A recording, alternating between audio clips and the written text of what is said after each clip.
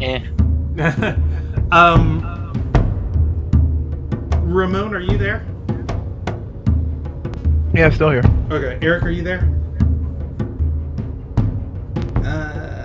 His mic's lighting up. I'm not hearing him say anything, but he's there. And Wolf, are you there? Yeah, I'm here. I'm just muting myself so that way you don't hear me chewing on something. Okay, that is perfectly fine. We are gonna get started.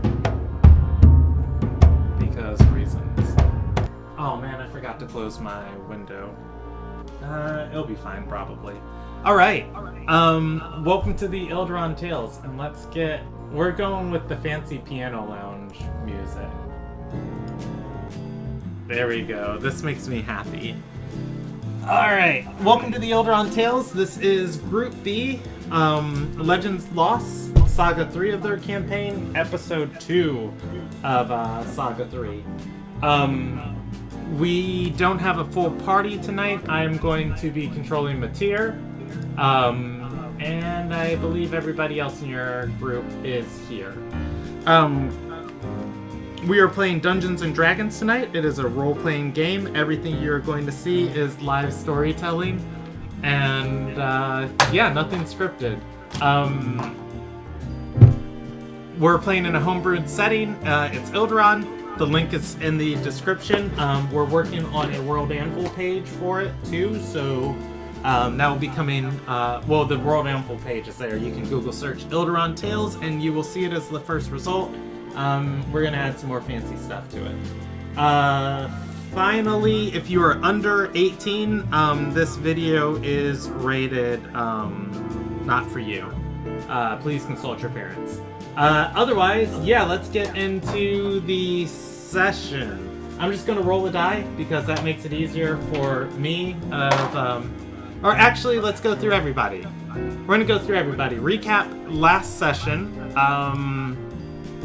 As short as you can from your character's perspective, and then give us a goal of your character tonight, and then I will go through and add any supplementary information needed. So let's start from the top of Discord. Wolf, recap last session for us from Von V's perspective. From Von V's perspective, she met in the middle of a square with two individuals that she recognized from the college and two that she did not. Finding out their names, and we went into the office of the man who was murdered, who we were assigned to try and track down the murderer, with us being able to find out that there was I believe stab wounds and also fireball spells used. After trying to do some questioning, we found that there wasn't really much that we had known, with the exception of with the exception of all the individuals who worked around in this building were being held at a party that was in town by the, I want to say substitute like Substitute whatever Headmaster? Yeah, that's a good. substitute headmaster, while former substitute headmaster kind of called them all together. After us questioning a woman who was writing a project on the moral dilemmas involving magic using draconic Or demon's blood? demonic blood, we headed back. We saw the mirror, we saw the party with them doing some questionable things, along with finding a hidden compartment inside of the office that had what we can presume now safely is effectively a really powerful magic bomb. Liquid magic bomb that was intended to be used as a I'm going to prove everybody wrong that this is actually very effective type of spite by said substitute headmaster. And after going to the party, pretending to be dates with Matir, and we were informed that we should bring it. That he also wanted us to bring that to him to make things easier for him. All right.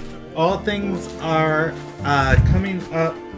Kaipelden, if anybody's paying attention to all the streams.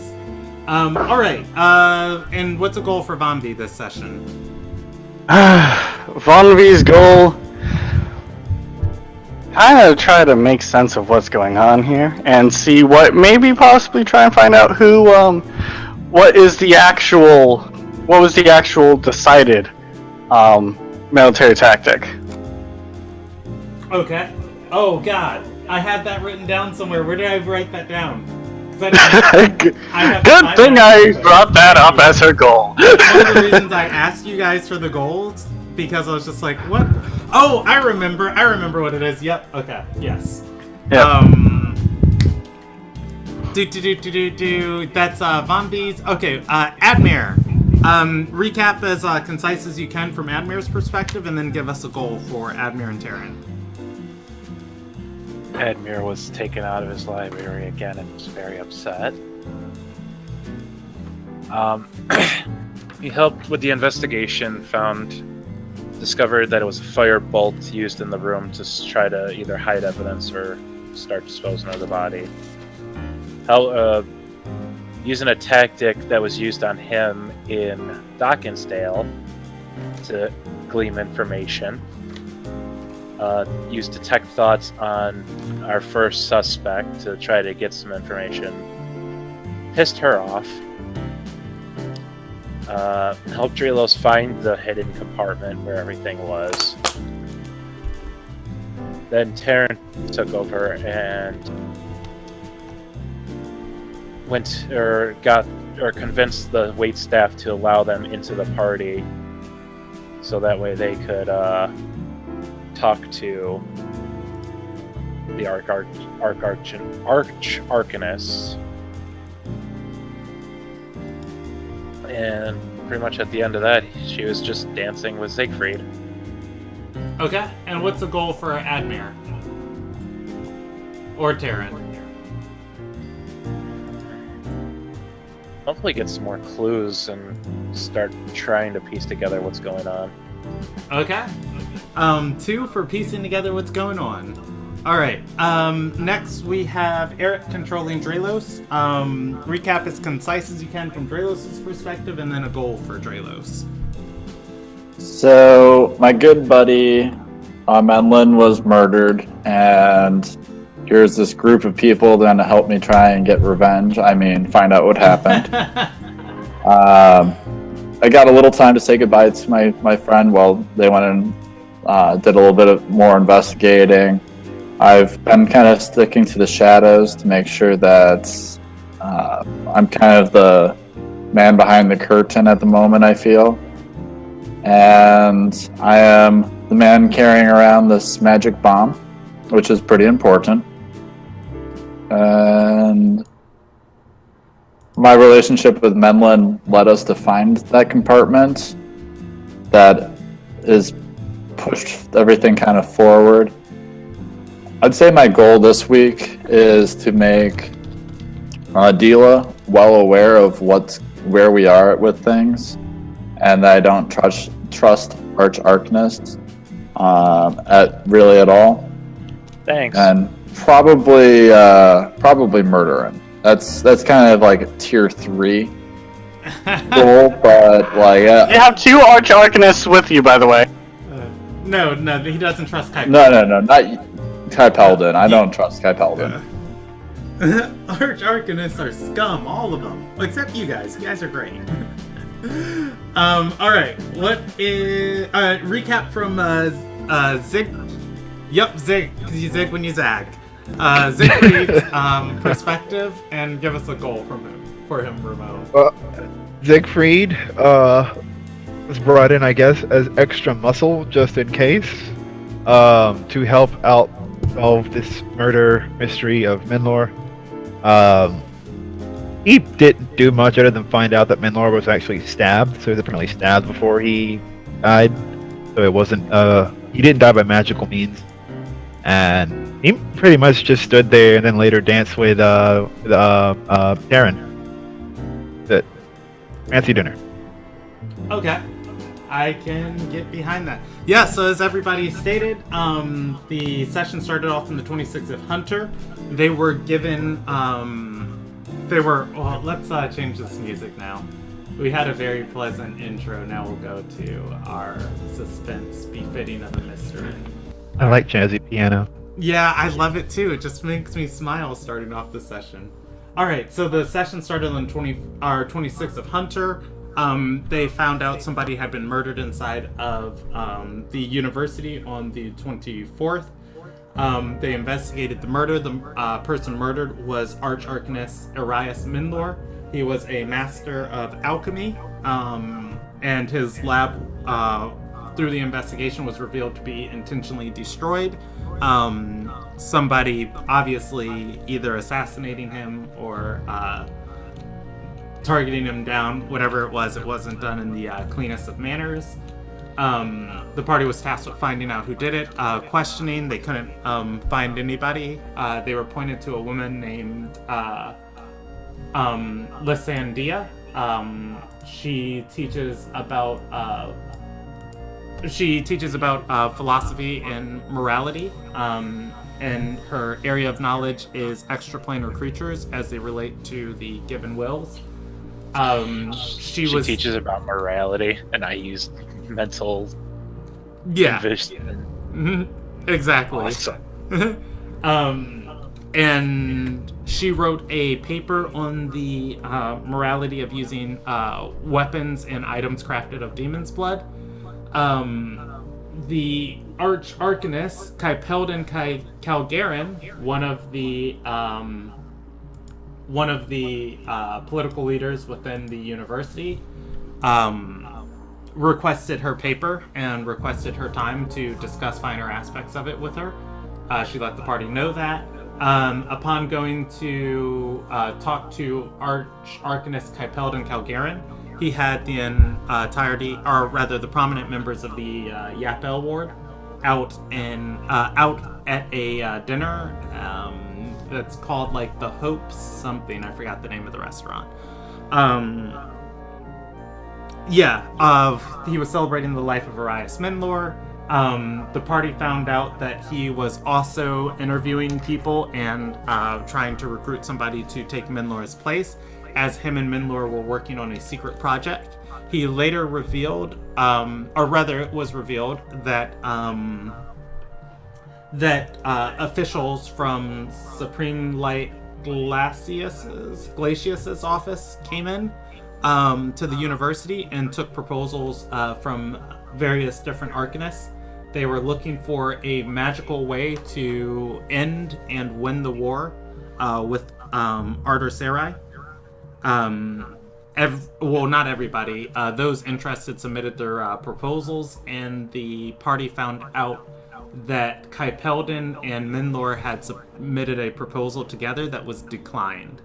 Arcanist Kypeldon Calgarin, told the party that he had decided to fund his research and the development of his proposal on his own out of his personal finances, and that him and Minlor had been working on it in secret. He had and has the best intentions for Minlor's health, as he wanted his plans to be successful, and he said that you can rule him out as a suspect because he wants to find out whoever killed him just as much as the party, don't believe a word of it. Yeah, and find exact a little bit of vengeance on them. From there, the party also saw he recruited somebody to take Menlor's spot, a man by the name of Adriel. He was one of Menlor's prodigy students who left the university. Adriel doesn't believe he can finish Menlor's work. As you know, he has said he is not his mentor, and he doesn't have his mentor's mind. Nevertheless, Kaipeldon was very confident in his skills. The party gossiped a little bit at the dinner, and the exact moment you guys left off on, I'm pretty sure Arcanist Kaipeldon Calgarin told you guys to drop the orb off in his office later, and that you guys were just talking to a few individuals into the night. So we are going to pick up an hour after that. It is approaching the late hours of the night. Some people here would start to revel. As for how they do that, they'd probably be playing some sort of high-stakes trivia game. And other than that, the other guests would start heading back to the university or their individual homes. Kaipeldon would be leaving now too. You guys are atop the tower of... I'm about to look this up right now so I can tell you exactly where you're at. Sky's Reach. Singing Ghost, the Heroic Star. Not Hope Star. Alright, and let's not show that on stream. There we go. Alright, you guys are atop the Heroic Star. On the private floor that Arcanist Calgarin has rented out. There is 1d12 of people left up here. Oh. There were 2 people up here reveling and gambling, and the final person lingering at this event, or rather, one of the final 2 people lingering at this event is just going to get mad and say, "You're cheating!" And he's going to stand up and leave and start descending these stairs. There's one last person up here with you guys. The serving staff is starting to clean up. What would you like to do?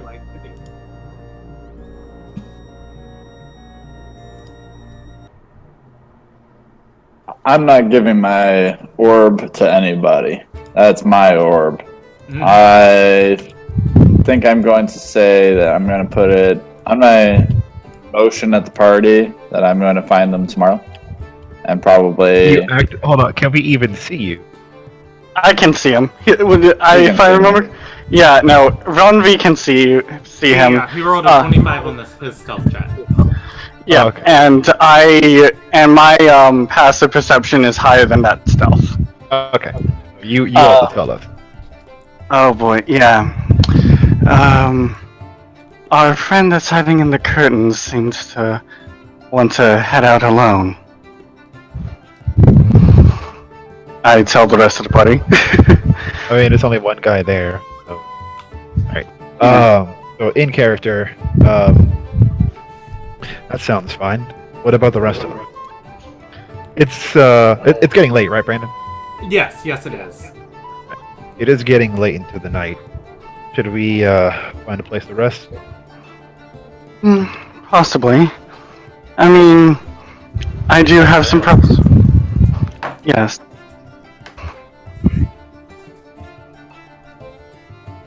Although I did kind of want to talk to...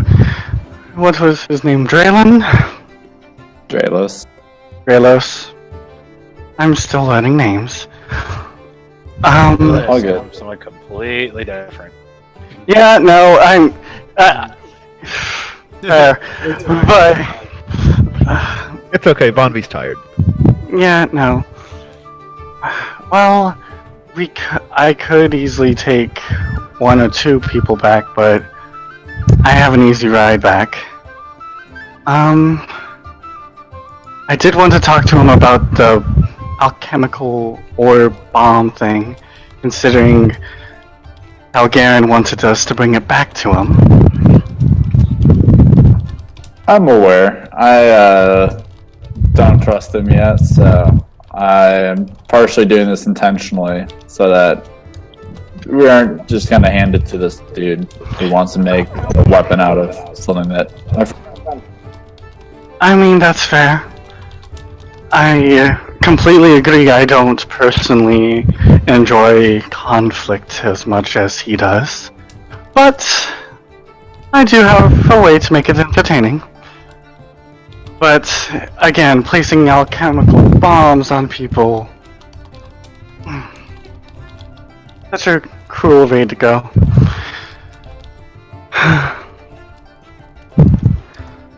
I can possibly try and help you all get back, although I don't know how far Luna can be able to carry all of you. I think she could only carry maybe one more person comfortably, maybe two uncomfortably.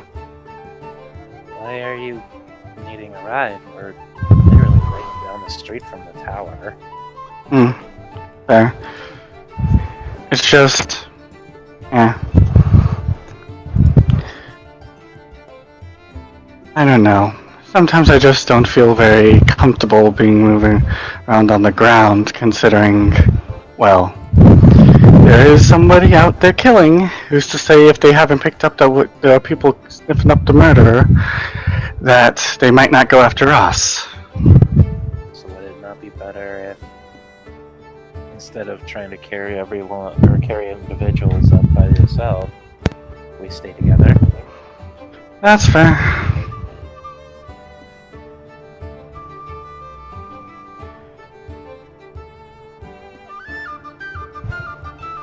Alright, so is everybody headed down to go talk to Draylos together? Question mark? No, I think we're all heading back to our respective, To the university. yeah, to the university. You're still in the university. You just mean back to your quarters, or? Yeah. Well, yeah, you're not at the university right now. You guys are still in town. If you look at the red circle on the map on the left, you guys are in the green circle. So the university is not too far from you. The red circle's the university. That's why I thought it was a lot further away than, No, we're literally down the street. Yeah. yeah, no. I thought it was a lot further away, sorry. Alright, so everybody's headed back to the university? Yep. Unless Okay. somebody else... Yep. Yeah, so the march back to the university is not going to be terrible. I just rolled a event die, and I don't think I rolled a weather die for the 27th. Cool. Okay, so yeah, you guys can make it back to the university. The mercenaries, there's obviously the Lucky Spell Tavern you can stay at here. The professors, can get quarters inside the dorms for those who don't live in town. Draylos has quarters here. I forgot which ward we put Draylos' quarters in. I think it was that he had a small dorm. Yeah, Paul Ward. Okay, yeah. I forgot what quarters we put Admir in. And I don't think we put any quarters for Von V, because I feel an Arcanist would have their own quarters. I think. Yeah, she could. Her office would definitely be in the Northern Commons. And here we go. We'll just roll a die out of 1, 2, 3, 4, 5, 6. Where's she staying at? 1. Oof. She's staying at the Anelian ward. It's your Vomvi's going to have quarters at the I'll do this in blue, the far side of the university. That's purple. Oh, sorry, purple. Yeah, and the mercenaries. Would Siegfried and Matir be staying at the Lucky Star? Or the Lucky Spell? Lucky Spell? Probably ask any of the faculty professors over in our group if they happen to have room. Okay, and I gotta roll one for Admir. I pay money and we have people that live here. They could probably bunk us. Good old college, sleeping on the floor. Oh, that was actually what I was just about to say. Bringing up Von V's point. It'd be better if we stayed in groups, so... What I'm gonna do is... Drelos? I'm here, but my character isn't right there. But you're in earshot, right? Nope. Oh, yeah, Drelos booked it back to his room. Yep. Okay, because I was going to give you a Tapa in case someone attacked you, you could let us know, but... Alright. Hindsight 2020. I guess one... That's how Okay, Olivia Siegfried. came all the way from Ardor just to find her. God damn it, I hate you.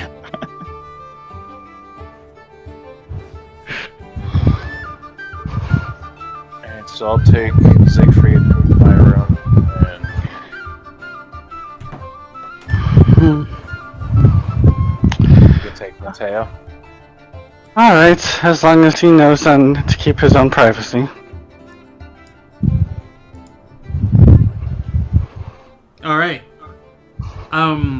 So your rooms are also more than 100 feet apart, too. By the way. Does that decision still stand? That's fine. I will give them Tapa, so that way we have a line of communication. I could also give you, Era as well. And both sides have a spellcaster and a melee fighter. Mm. It all worked. Tapa's a little bit different than a normal familiar. Oh, I'm sure. But crows enjoy the night as well, so she can keep a little bit of an eye out for you. It's a little bit easier for you. If you think it's necessary. Mm. Just know that over a certain range you can't communicate with your familiar, can you? No, but that doesn't mean I can't tell Ada here to squawk loudly to wake you all up. Fair enough. You hear Siegfried's cat Riveria meow. You said squawking and waking him up. She says you can try.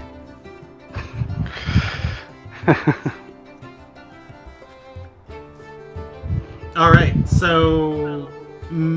let me get this right. Matir and Admir are bunked up? No, Siegfried No. and Admir. Okay, Siegfried and Admir, then Matir and Vonvi.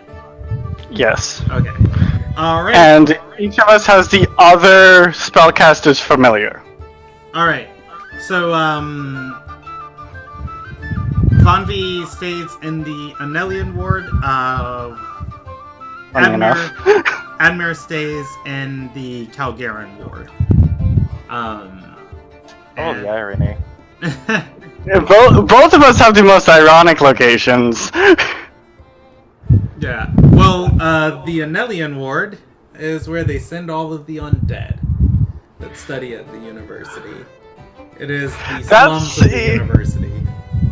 That's funny, considering what Von V is. Yeah, exactly. Which, you know, basically they send the outsiders there, so... that makes sense. She's as pale as sour cream. Yeah, so you're the first person... you're the first person to step foot into the Anelian ward as a player. Since you live here, I'm going to give you this check with advantage. roll me a Constitution save with advantage, DC 13. When large numbers of Terrai populate, no, that's not the word. Collect in one area. Congregate. Congregate. There we go. I was thinking propagate, and I was like, I know it's not propagate. It makes living things around them sick. And you are going to, and I'm going to give this check to you every time with advantage. You're going to walk in and just like home sweet home, and shrug off the feeling as you feel that pull on your stomach and your soul. Yeah. Siegfried. Give it to me too. DC 13. Wait, Siegfried isn't going with. Oh no, I'm dumb. No. I'm dumb. Mateer. Yeah, Mattia. No, I'm sorry. Okay. It's It's the dance partners, Brandon. Come on. I'm a paladin. Why would I go there? No. Yeah, no, it's... The funny thing is I'm also resistant to necrotic stuff. Alright. Yeah, and Mateer's gonna shrug that off and just... as he kind of looks around. Alright, yeah, otherwise you guys are able to rest the night and your respective wards. Does anybody drop off the orb at Kai Peldon's office like he asked you to? I mean, Dralos has it. Yeah, I can't drop it off if Dralos has it. Ooh, I'm telling. Alright, it is... It's good old Group 2 all over again. I'm just saying that even if I wanted to drop it off, I couldn't. I said Group 2 all over again. Add Yeah. them to your inventory. Okay, who added it to their inventory 40 minutes later? What? We were supposed to write it down? Yeah, who wrote it down? I did. Let's roll an intelligence check on that. No, I'm kidding. Dralos, yeah, it definitely has it, and he's not handing it over. Alright. It is the morning of the 27th of Hunter. I nominate that we meet up and give an update to Dila. That's part of my goal. Okay. Okay. Did you tell us that before you fucked off? Nope, I fucked off. Yeah, and who's the one who has the spell scroll, a magic mouth that you need to tell about the music note? Exactly. So, Dralos is going to head to the Windar Ward, to the Heroes Tower. Where's everybody else going? We I'm pretty probably sure- would have decided a place to meet up in the morning. Probably knowing us, probably around the same spot that we met up last morning. Okay, That last morning sounds you guys reasonable. met up in the Northern Commons inside of the Ilderon Star Court. It is where most classes are taught in the university and where most professors and people congregate through the courtyard. Hey, Rumi. Odds or evens? I'm going to go on a limb and say that I'm going to Dila pretty damn early in the morning. Okay. I think as far as my goal, I think I'm going to explain what I think, and then try and catch up with everyone else at the northern. Would you know what I mean? Well, just like you guys were saying that you didn't necessarily set a original starting point, that seems to be a central hub. Okay, the rest of the party is going to be meeting at the Ilderon Star Court. You guys are in the center of the Northern Commons. You, just like yesterday, Mateer and Bombi see Siegfried and Admir? Terran. Terran. That Terran was the this roll. morning. And let's see. And Dralos is not there.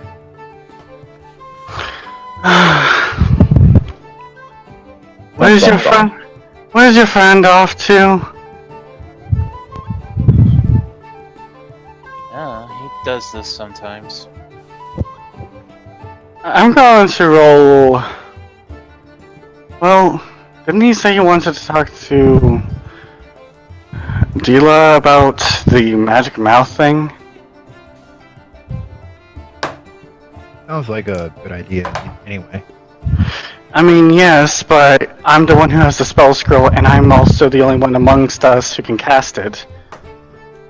well, we At could least as always far as I go know. there and see if he stopped by. Fair. Kinda wish individuals would notify me where they're going. She kinda mutters under her breath as she decides to head over to where Dila is. Okay. As you guys head to the tower, I need to see something real quick. 1v and Siegfried. Oh my gosh, I love that picture for Siegfried. I finally got it down to find out what was wrong with it before. It was too wide, so I had to cut off the sides. Alright. Get it uploaded. Right? You guys. That's pretty great. You guys are going to beat somebody's stealth check. And surprise, there's an assassin behind you. No, I'm kidding. Oh, good. I've been waiting for this. On the far side of the courtyard, you can see somebody has pulled a hood up, and they are moving. They have books in their arms, and they are moving with diligent haste. Specifically, like their hand up over the side of their face from your direction. Vanvi and Siegfried are going to recognize the gate of Arcanus Lysandia. It appears she has noticed you guys. And rolled a 18 for a stealth check. Yeah, that's not gonna make me, darling. It's just... Lysandia! She's on the other side of the courtyard. Oh. Like, on a college campus, you see her on the, far Yeah, away. okay. Just like, who is that? Why are they... Oh, okay. Well, there's our friend about morals. Although he seems to not want to talk to us. I think don't know. after yesterday, she might have some problems with us. I mean, I tried my best to be as cordial as possible. Somebody wanted to probe her mind.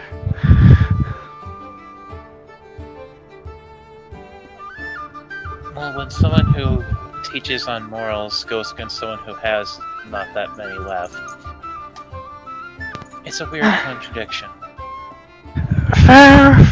I just thought I had it handled, but good to note about your morals. I still have very many. Well, that's the problem with what you just said there. Me and Edmure have different morals. That's why I like Terra more.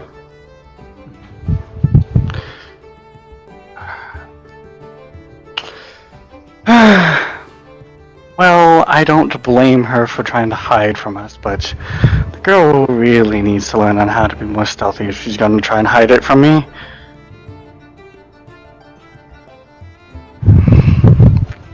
Do we You go want- around, or do we just go on our way? Up to you all. She seems quite in a hurry, though. It's not like she's going anywhere. We can go after her later if need be.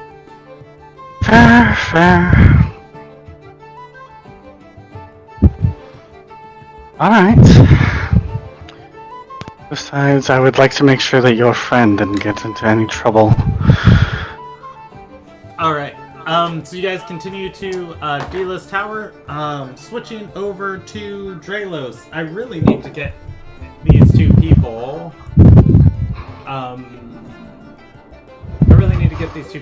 Cards because they are making appearances left and right. Alice and Simon are guarding the entrance to the Windar ward. Only a crazy person would try and sneak inside of Dila's tower, though. I'm not trying to try and sneak. She's wants to know what's going on. Yeah. I'll just I'll just walk up and say, "Hey, Yeah. what's up?" Alice and Simon would both know you. They were the people that were at the Baleson Sanctum when you teleported back in. They are two Calcan members who just basically serve as campus police, roaming around the campus. I thought that they were like Dila's entourage. No, they are not. They don't like the stuff that's happening in the university, and to sate them, Dila lets them have a little bit of power behind the name. But yeah, but also they work with the Arcanists and the people within the university, and make sure the university and the things people are working on are safe. Not that they do the best of jobs of that, but shrug. Anyways, Simon and Alice are guarding the entrance to the Windar Tower. As you walk by them, they're going to... I think only Simon would be the one to wave at you, and you just say, Hill, Professor... I remember your last name. Crestmoon.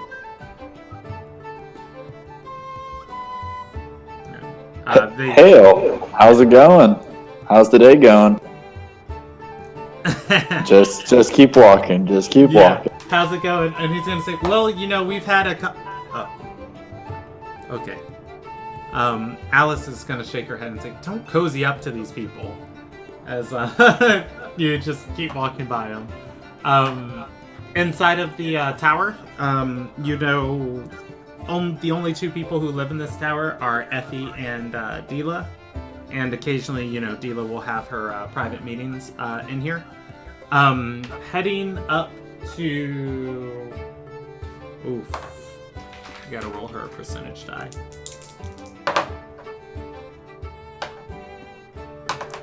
Heading up to Dila's office, knocking on the door. She is not there. Do you want to look through any of the rest of the tower? I mean, that's just where she normally is. Maybe I'll stop by Effie's quarters. It's like Dumbledore not being in his office. What do you do then? Dumbledore, we need you to solve our problems. Actually, that's really bad. She's not left her tower because people are after her. Alright, heading and looking for Dila. Looking in Effie's room, you don't see her. You can roll me an investigation check though if you want. What's Draelus's passive perception? 17. 17? Okay.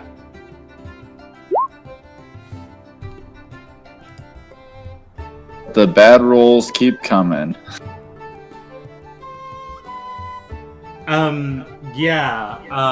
Looking for her throughout the tower takes you a little bit of time.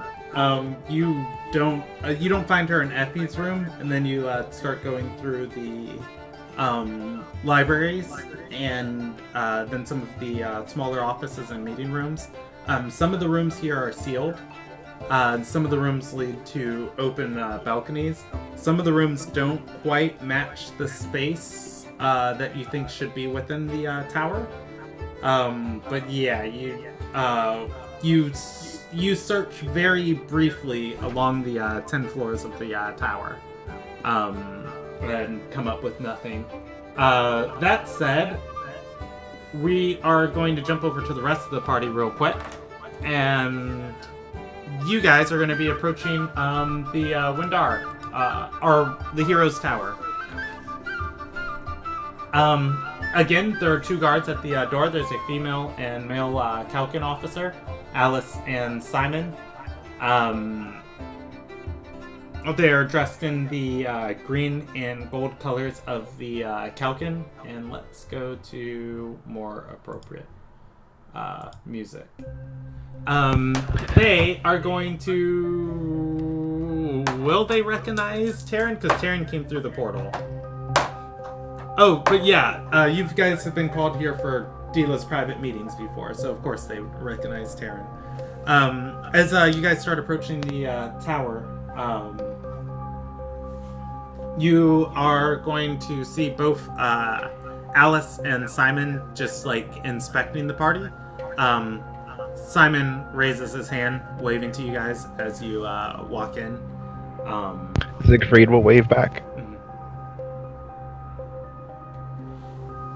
Is Lady Winrona in her office?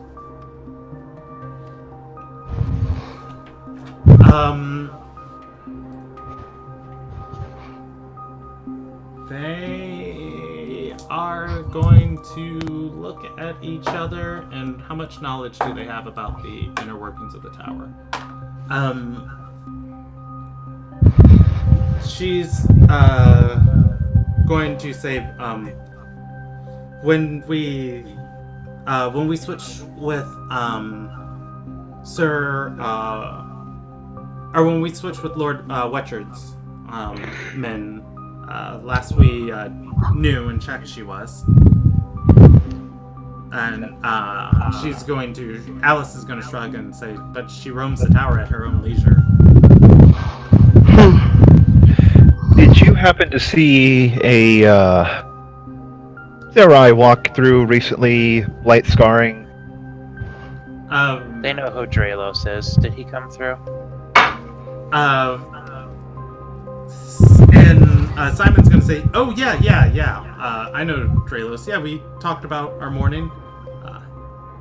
Yeah, nods. Lol. Which is nothing. I'm not gonna bother inciting. No, that does not beat my passive. That I know my passive insight would know. It's a 5 on the deception. Or no, he's a paladin, so you have high charisma. It would be a 6 on the deception check. Yeah, no, I still know. Man, now I feel like a dick.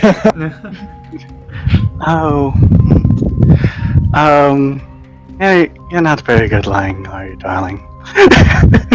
Alice is gonna roll her eyes at him and say, "He came through. Wasn't much for words. Seemed like he had something on his mind. Everybody in this tower does." Yes, it seems like it. Although if somebody comes walking up to you, it is quite rarely just to say hi, especially when it's an important job that you have, doesn't it? Or doesn't it seem like it? And Simon's gonna nod and say, "Yeah, we're here policing the Arcanist, but I don't see why that doesn't mean we still can't be friends." Lol. Or at least have friendly conversation. There's no reason to be rude. Well, we'll scold Draelos on his poor manners later. But thank you for your time, guys. Keep up the good work. Alice is going to nod. Simon is gonna stand at attention and then give a very polite bow.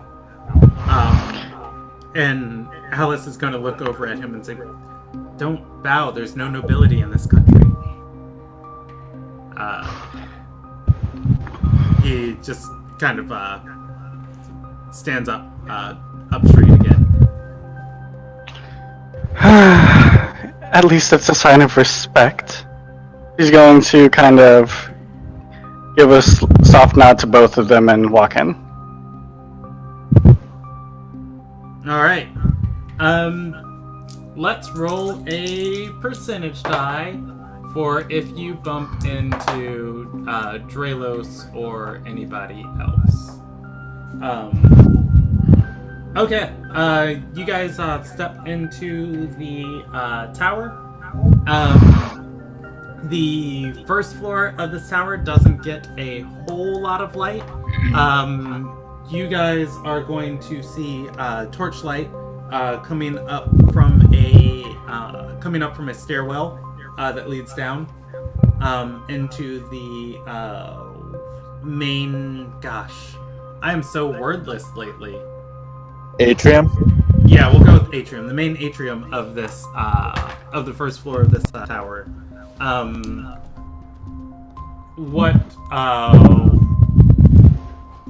What is torchlight turns out to be green torchlight because Magic. yeah, it's the specific spell. I think it's conjures a flame or something that makes a unending torch, but whatever. Anyways, Dila is going to be walking up the stairs, and she's going to see all of you inside of the tower, and she's gonna look a little bit surprised, say, "Huh, I didn't expect to hear from your investigation so soon. Did you find out who the murderer was?" Not quite, but we did find some intriguing clues that we felt might want to get to your attention if we could find the missing member of our group. Dralos is somewhere in the tower, presumably looking for you. He seemed quite insistent on seeing you. She's Dila is going to shake her head with a smile and say, "Honestly, I hire all of these Risen members around the campus. You think one of them could tell me I have a meeting scheduled?"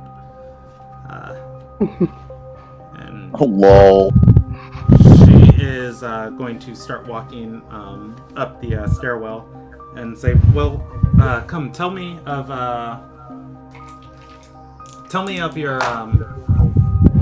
of your investigation. What have you found so far?"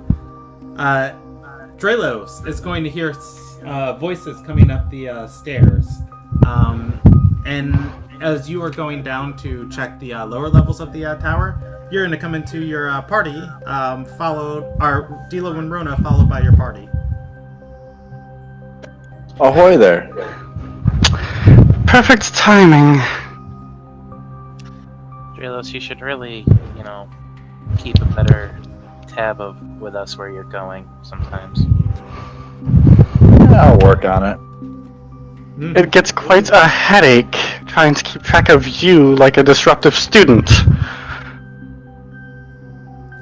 He was almost Anyway. killed more than once doing this. I wouldn't be surprised.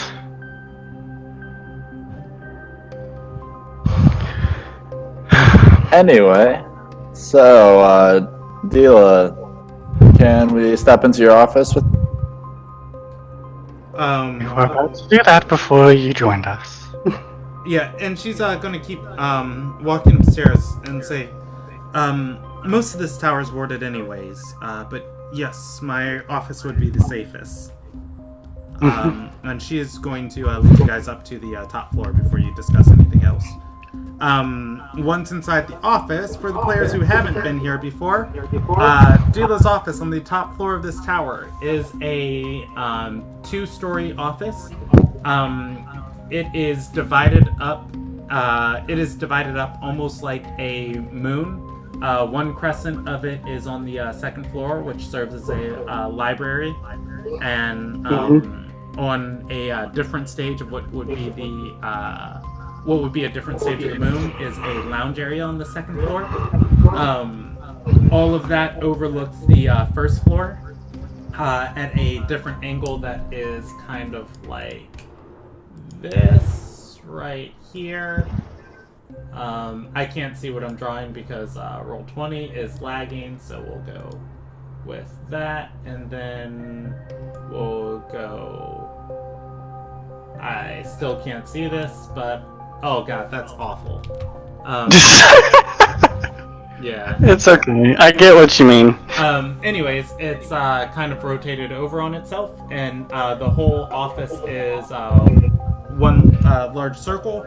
Underneath the area of her office that is underneath that is underneath the lounge of the second floor is a meeting chamber, and along the wall that lines, or the half wall that fills this office, is going to be 5 statues. And the exact specifics of them. Well, actually, I think I can remember all of them. There's a woman, there's 2 women, and there are 3 males, all dressed in different garments and tailored in different ways. One of the women is Elven. Isn't one her? Isn't one her? No, she removed that statue. That's right, she changed them out. She replaced it with Hapelri.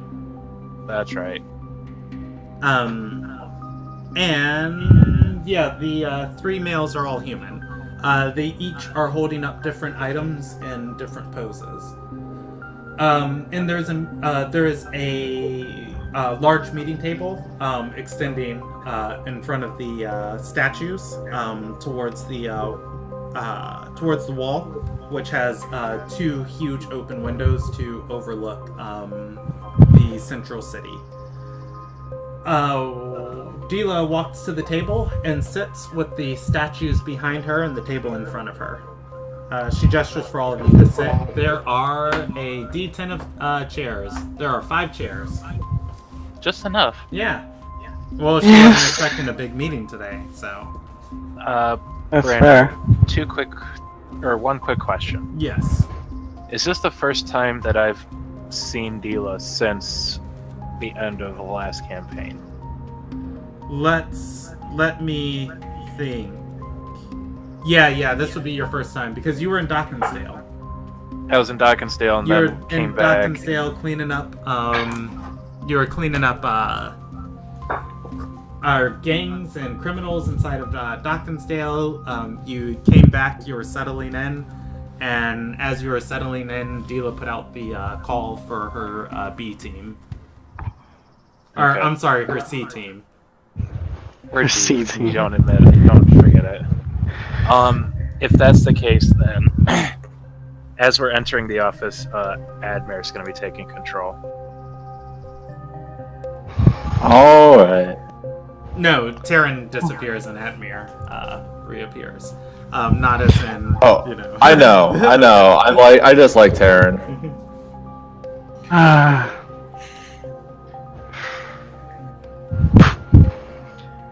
Alright. Well, who would like to start explaining what's going on? I'll give it a go. So, Dila, I don't know if you're aware of all of Arch Arcanist's Pelden plans, but he has a goal to weaponize Menlar's explosives. That And was strictly off the record, he told you. Well, he didn't tell Draelos. Draelos is completely on, is Oh, fair. always on record. Fair. And I have a highly concentrated weapon that he wants to use and wanted us to drop off without telling you what was going on. I am concerned about what he has planned.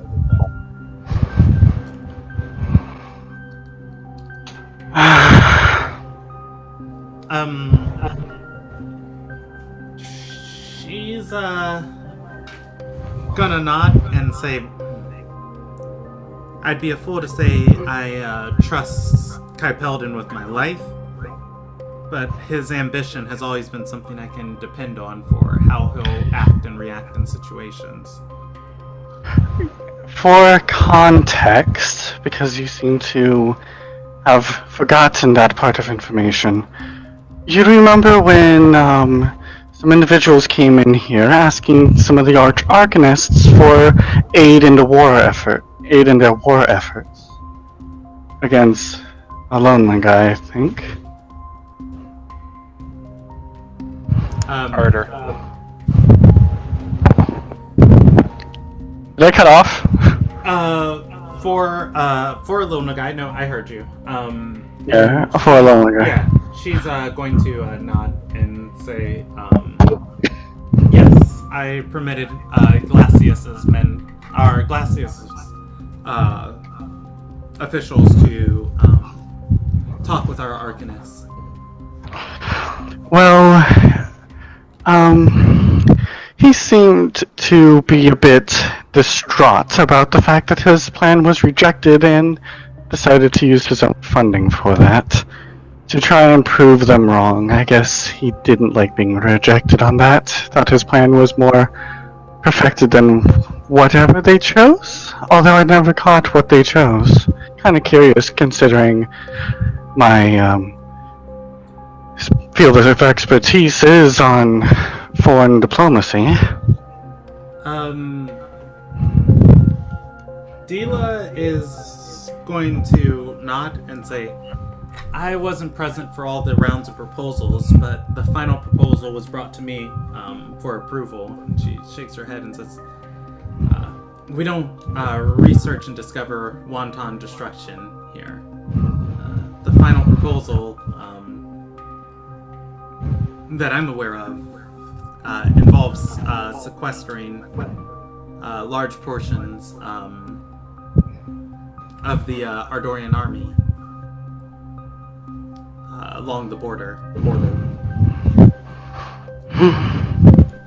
Well, Shame that it couldn't have been a bit more peaceful, but as I'm not one for fighting, I didn't want to put that in, as they seem to only want more tactical and quite number of casualties for what they were planning. might Dila- get your wish there. Yeah, Dila's going to wave her hand and say, well, honestly, sequester itself is a pretty peaceful spell. It's like a smaller banishment of sorts that holds a little longer. I was not familiar with that. I must get a bit of more update when I have the time. Although, with that being stated with spells, we also found a note that our friend here was quite insistent on having you hear when we first read it aloud. It is a music sheet, although the octaves are so high, no real instrument could use it, but perhaps someone using Magic Mouth could use it. I have a spell scroll of that if you would care to listen to it.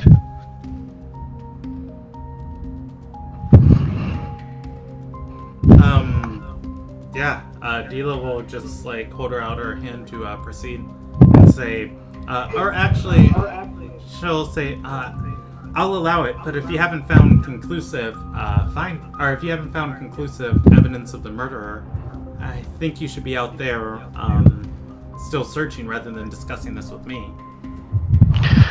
As I would have agreed, majority of the group stated that you needed to hear this in case there was anything major that we would have missed otherwise. Considering our fields are so scattered, there might be some more holes that you might be able to fill in. And so, Drelos, I think you said that you were going to hold on to the music sheet? Yes, I will produce it now. Alright, thank you. And I'll cast the spell scroll of Magic Mouth. Alright. Magic Mouth is, you shouldn't have to make a check because you can cast second level spells. Yep. Give me 1 second to read the spell description. Choose an object, then speak 25 voice, and finally and soon.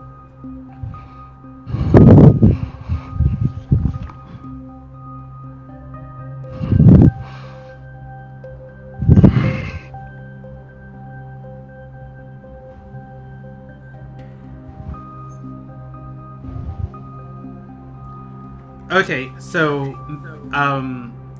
Magic Mouth actually can only trigger in the voice and volume that you speak it,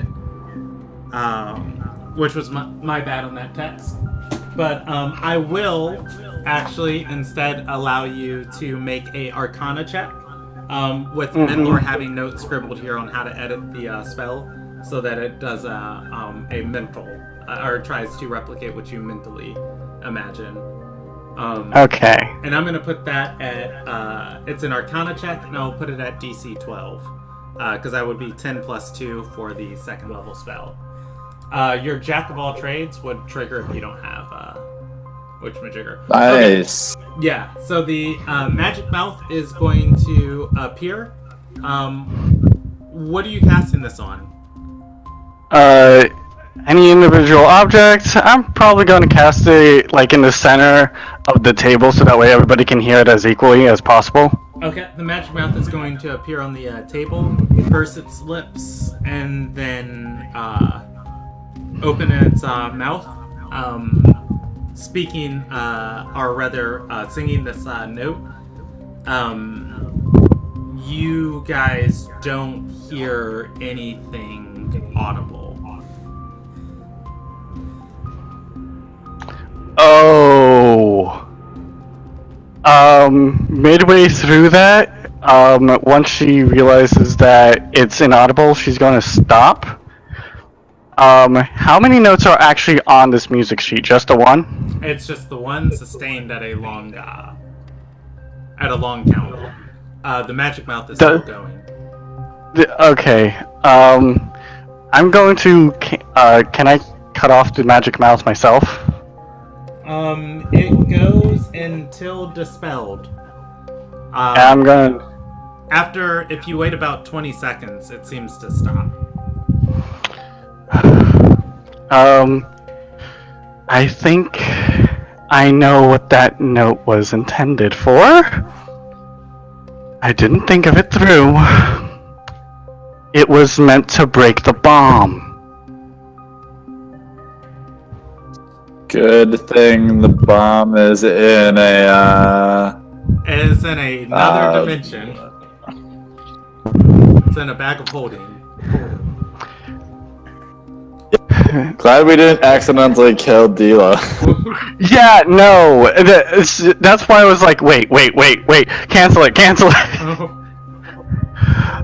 The note was meant to break the bomb, and so that way it would explode and causing the fires all over the place, or whatever this sludge is.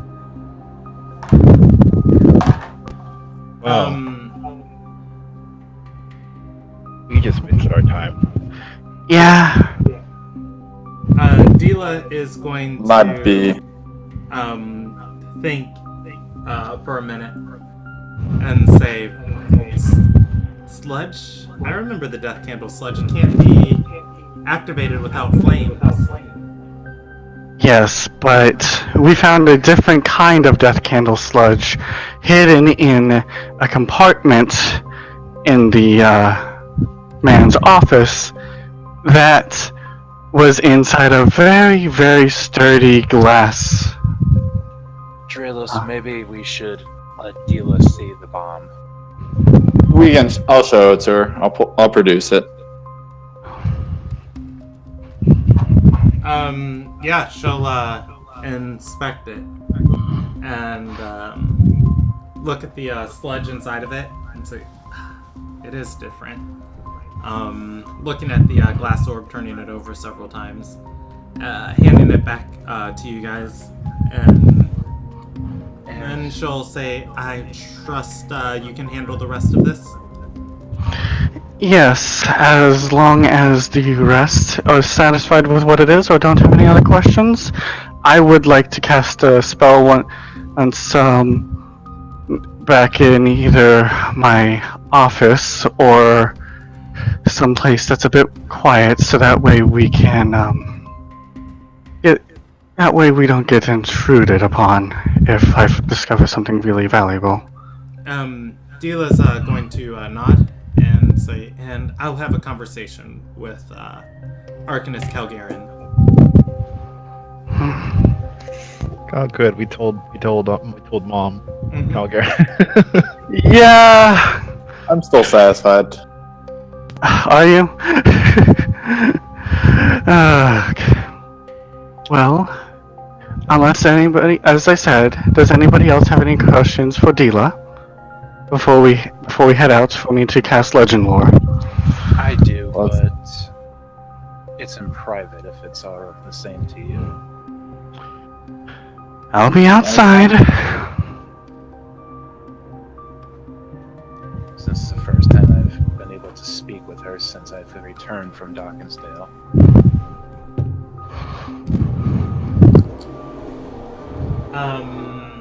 I can hear what you're saying, Anthony, but would you mind turning up your microphone if you can at all? Sorry. Is that better? Yes. Does the rest of the party oblige? Yeah. Von V's gonna leave, but she's gonna stay nearby the door once it closes.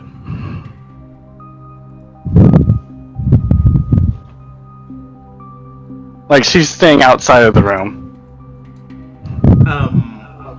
Dila is going to, as soon as you guys all walk out, Dila is going to look to Admir and say, I sent you to Dawkinsdale with my daughter, and you've returned without her. Is there something I should know? There's a few things. One,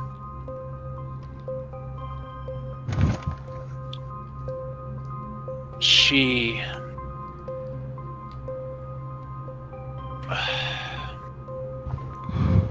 went off on to investigate some potential things in, was it Al Yan? It was not. No, it was the Earth. It was where Jim Prius was at the Earth Fire. It was in Marbleport. She went off to investigate some things about John Prius in Marbleport.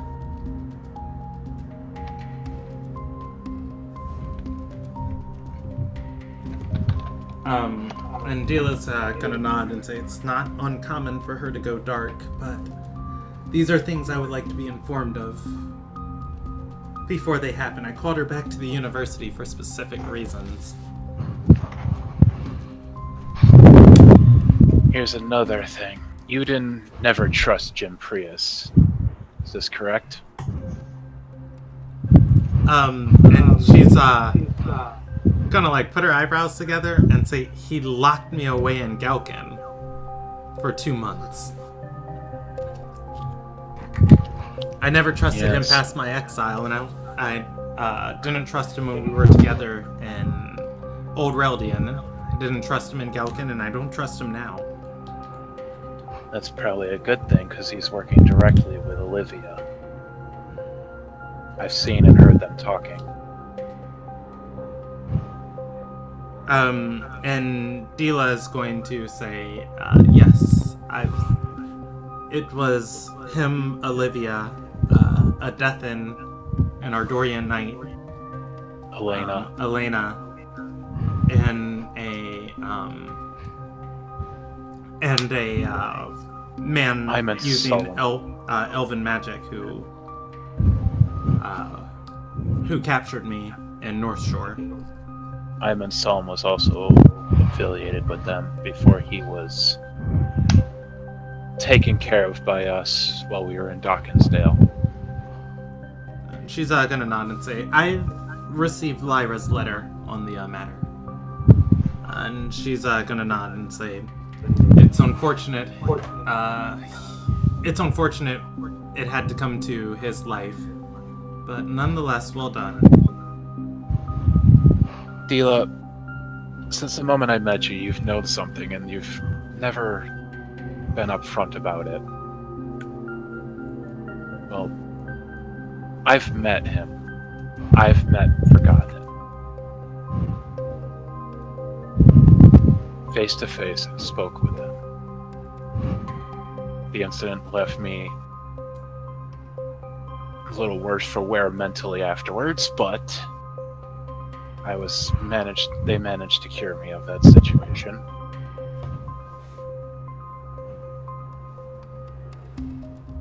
Now I'm gonna ask, what is going on there? Because Olivia and Jim Prius are after him. He is their next potential, one of their next potential targets.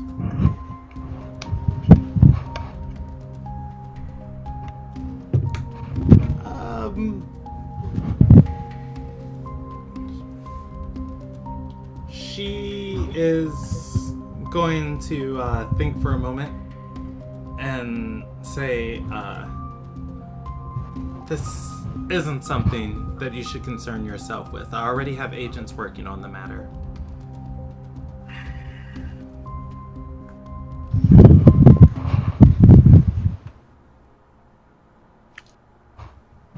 Since they're the ones that I get part of my abilities from now, and there seems to be a connection with that, and oh, there's another thing. Hila, what do you know about Shattertooth?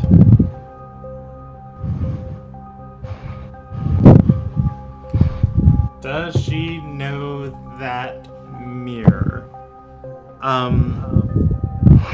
Did she ever see Tristan use it?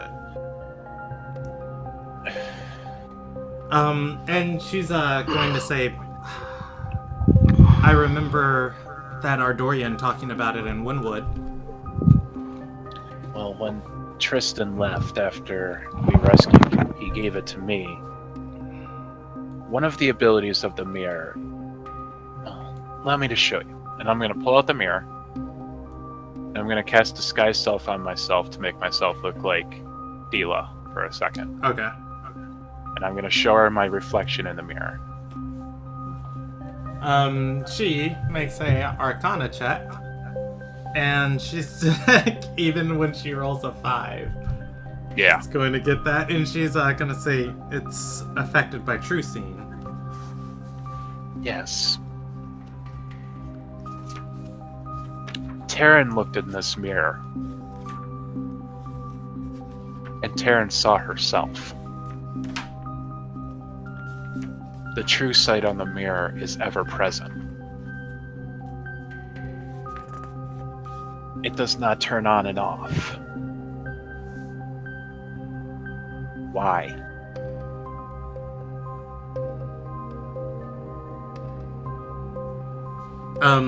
She is going to say, so you're starting to figure it out.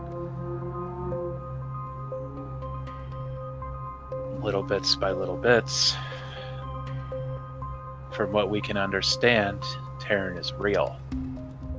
But she shouldn't be, because she was just an accidental explosion of arcane sorcery and wild magics. So how is she real? And how is she in my body and us sharing powers in a body?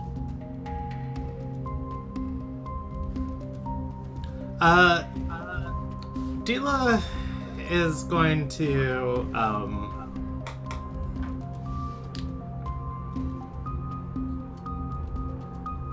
seem a little hesitant, at first, and then she's, gonna say, what's the first year of history that you know?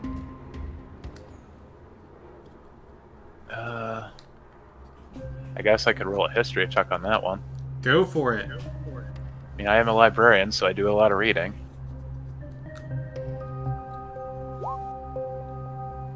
17? 17? I mean, as far back as you know, history started in the 0 year of the Waking Era. Or the first year of the Waking Era. It actually started with Dila and Rona. Recording it. The first recorded and known history I know of is the 0 of Waking. And she's gonna say, that's correct. And there are 1,974 years of recorded history within the Waking Era. And from there into the Ascended Era, 1,400 or 1,014 years, that brings us to our current year. Altogether, that's 2,989 years of history of this world. And you were there for all of it. She shakes her head and says, the Dorai were given the gift of agelessness from the goddess. Time didn't matter until Sarai. History didn't matter until Sarai came around. When my first few Sarai friends died was when I started recording history.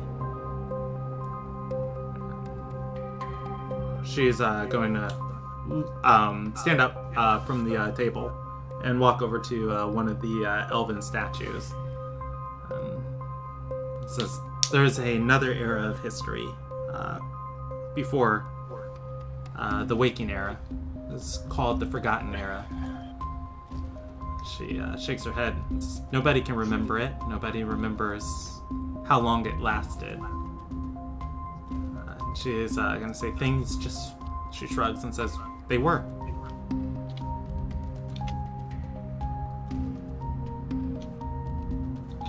And she nods and says, and I came around just as they weren't.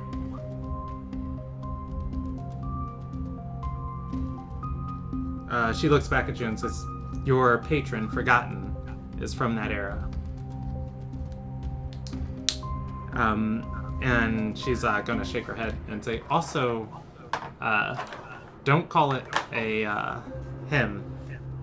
I think she'd be very mad at that. She. She shrugs and says, from what Lylilla told me. And she's gonna look back and say, I have the smallest amount of insight into it, but Forgotten's magics are different from what we deal with. You ever hear stories of sailors dying at sea, washing up on a shore, perfectly alive and well? No idea of who they were or what happened to them?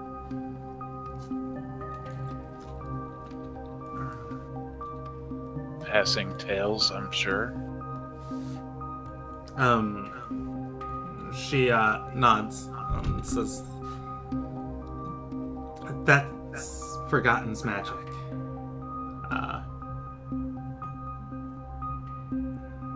She shrugs and says she can bind life, imbue it,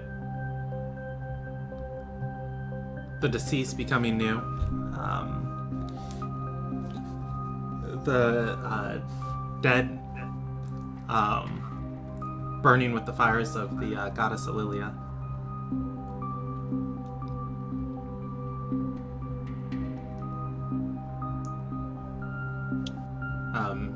She's gonna say that one that you speak of, Taryn. She has all the symptoms of that binded life.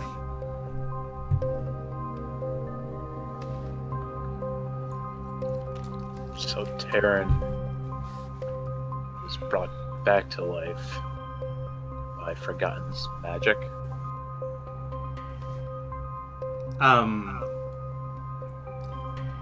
Dila is going to shrug and say, or maybe her soul just attached to yours.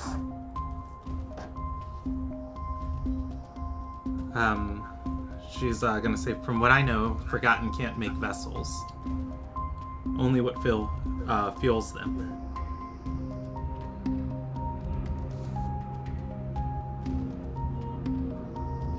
Interesting. So that's what she meant when she said she already fulfilled her promise.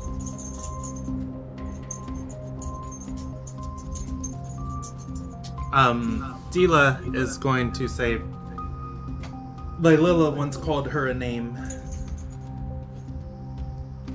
that stuck with me.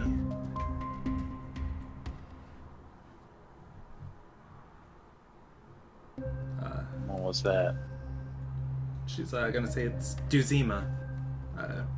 Yes, you mentioned that, and that's how I ended up speaking with her, as I called out her actual name.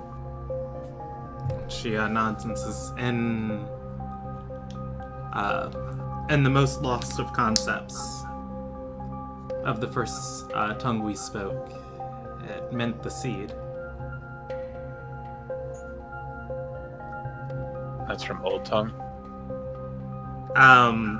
Not that you've heard, but shrug probably. Okay. Because I speak Old Tongue, that's what I was wondering. Yeah. Those concepts aren't things that are used on anything else. That's fair.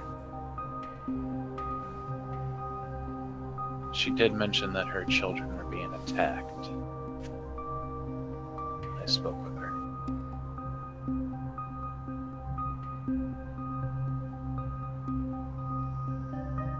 There are creatures in the water that she creates or controls. Mermaids? You're silly. Dila is going to shake her head and say, there's only one god, or actually, she's gonna say there's only two gods in Ilderon that could even begin to know that. And she says, some sort of sunken, lost, or forgotten city. She shrugs and says, we don't have the magic or the ability to find out.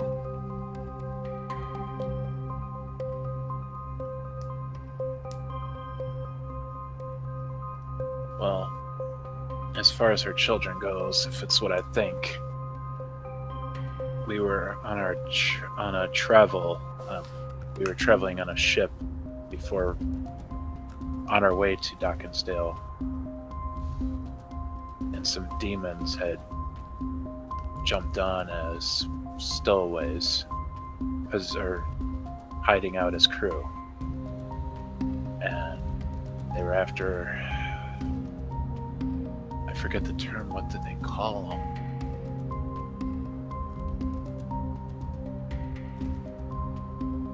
They called him something, and when I mentioned it to Uzima, she got very upset and told me to refer to them as Marai.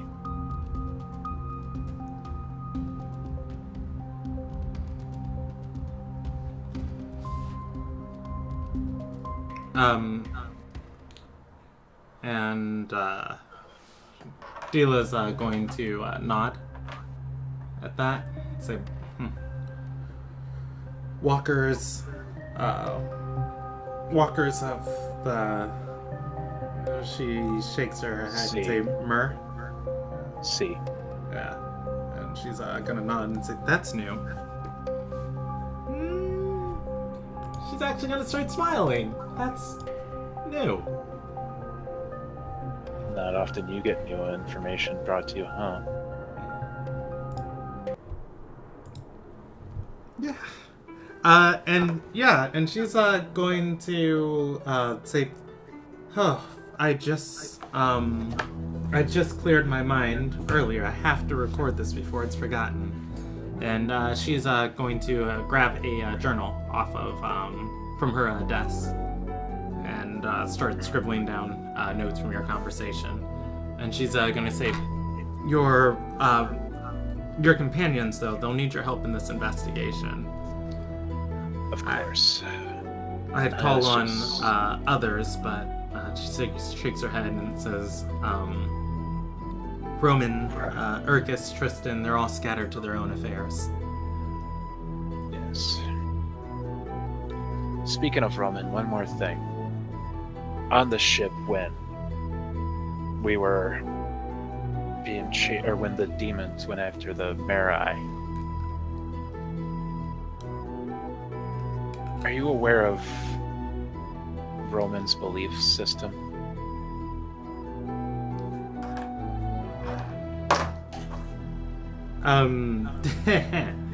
She's gonna say hide it as he may, but I've heard and seen followers of the Forgotten Song before. Although they don't last well in Alonagai's current political climate, I can't blame him for chasing his ambitions. I think he's in Ardor right now, so he should be safer there. But on that trip, me and him both got a verse of the song, and I am not a follower of his religion.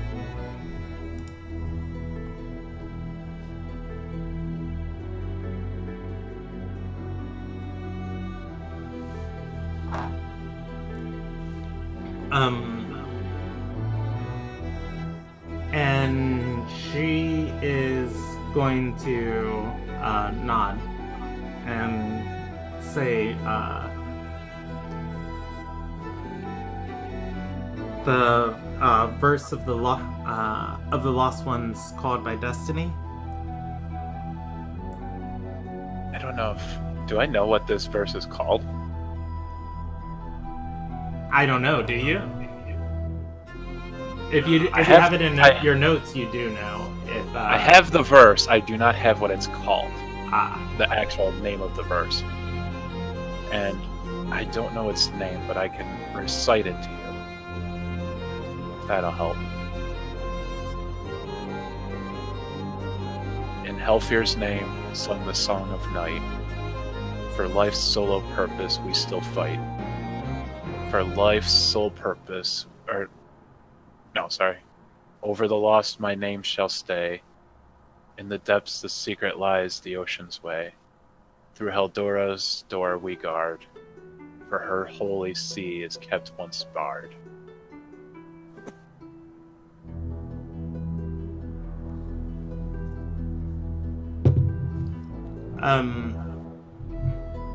Dila's going to say, and you got this verse.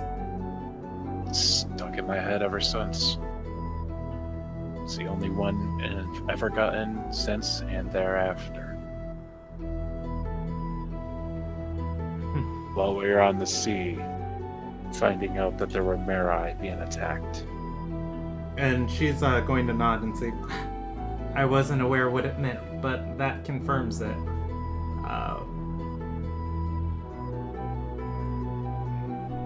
Dila... Go ahead, sorry. Dila is going to nod and say, the sea, it's water, ocean, rivers. They're the passage between worlds, connecting everything.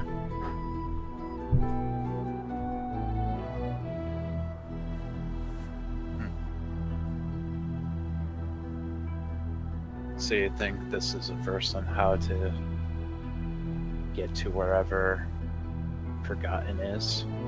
Or anywhere is?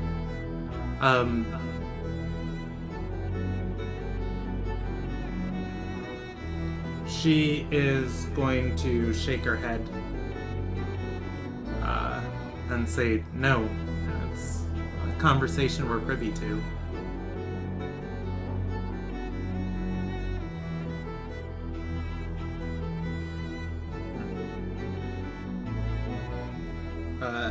Dila's going to say it's... she's gonna roll one last intelligence check and roll a 3. And that one, that one I don't think she's gonna come up. She's got plus.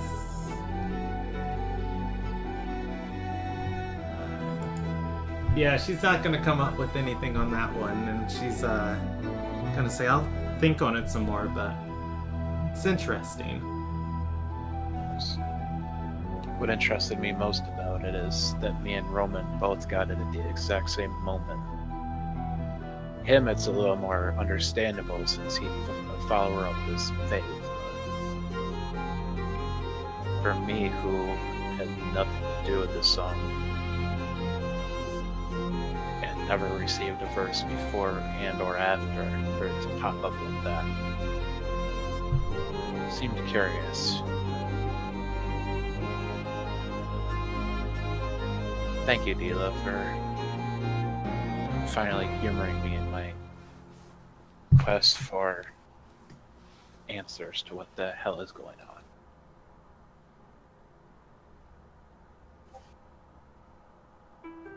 on. Dila is going to nod and say, when you told me what was wrong with you, I thought of a solution. But it'll cost either yours or her life.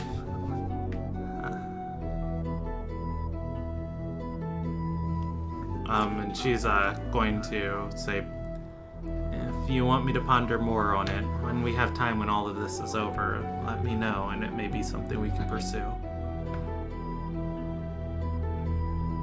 The solution you come up with, kill one, let the other control the body.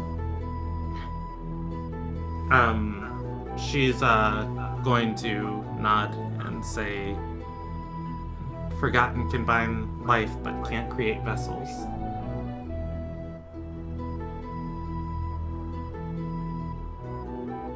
If you think of anything else, as much as I even hate to admit it, and I hate sharing my brain with her, I wouldn't kill Taryn. Knowing now, especially what I know. Thank you, Dila. And Admir will get up and start heading out. Alright. I'm gonna give Admir 2 free chats as he's leaving. Just thinking on the things of the conversation. What kind? Wisdom. Wisdom. No, history. It's gonna be a history. Do you see?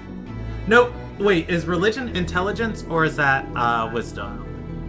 Or I think it's intelligence. Okay, yeah, it's gonna be a religion check, and I'm gonna put it at DC 18, and then I'm going to also give you a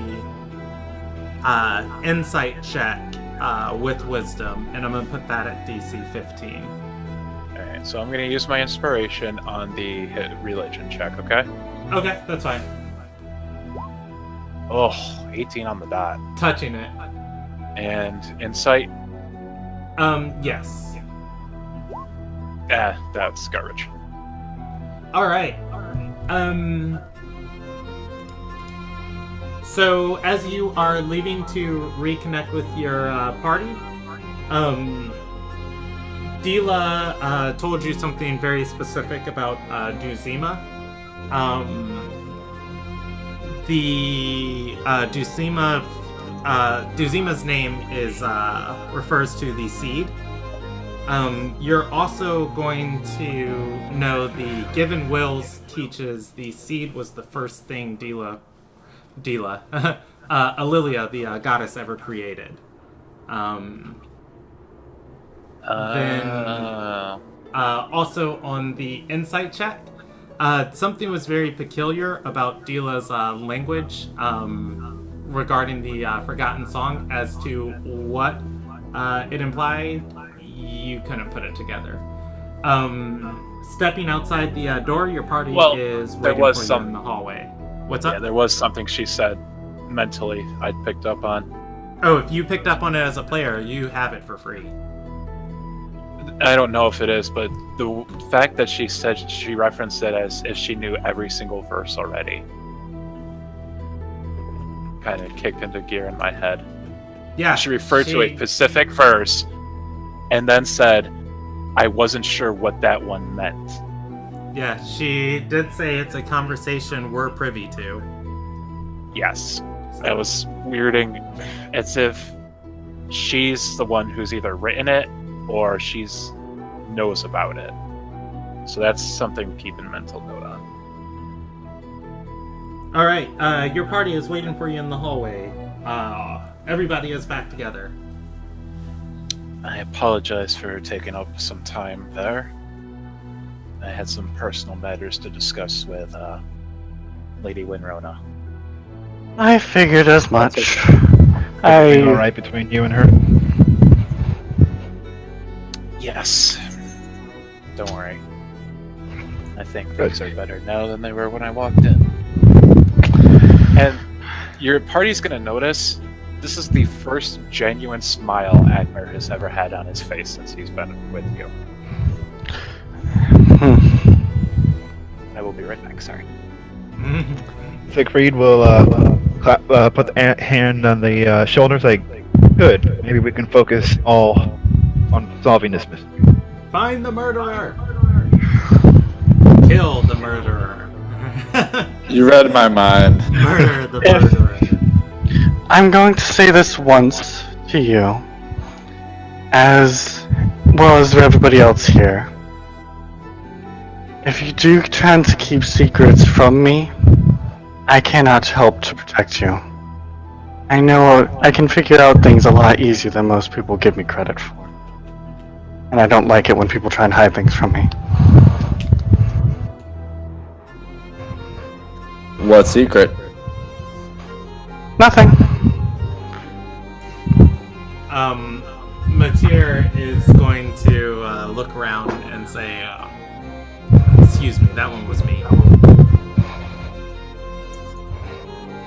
Is that a fart joke? That is a fart joke. That was pretty shitty. So, shall we head to my office so I can prepare the legend lore? Or do you have a better place that you can imagine that would be more secretive in terms of not getting caught?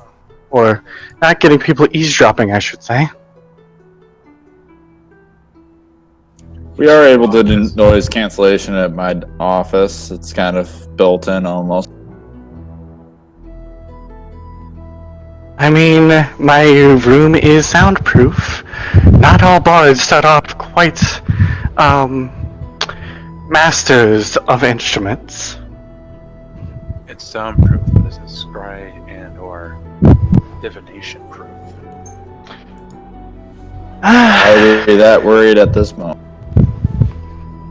If I was divination proof, I might not even be able to use legend lore. Well, that was she says in a joking tone. If we're concerned about someone spying on us, maybe we should use this tower since it is divination proof. Do you know anywhere? Well, as she's gonna say this, can you think of anywhere that would be a good spot that nobody would hear us either? As I roll a history check for myself to think if she can think of anything herself. Library. Brandon, do I come up with anything better than the library? Trying to think of someplace you can scry on. No. Someplace I can cast legend lore without any of us getting scryed on, divinated, or listened in on. Oh yeah. Most of the university is warded. The Bailson Sanctum is the only place that no wards are placed on, just so people can teleport in and out of it freely. So basically, if you go any place other than the Bailson Sanctum, you'll be good. Otherwise, the Kalkin office is a good place to start. Francis Tower is a good place to start. The Calgaran Vault is also a good place to start. Would my room be also a good place as well? You know what? Let's see. I'm gonna roll you a percentage die. Because I know it would at least be soundproof. In the middle of all the terrae. Above 65% protective wards were placed on the Anelian ward, so the Sunyeth can't just scry and wait to kill people as they leave. 83%. The Anelian ward does have protective wards on it over the living quarters, specifically so clerics and justicars can't see who's inside of it.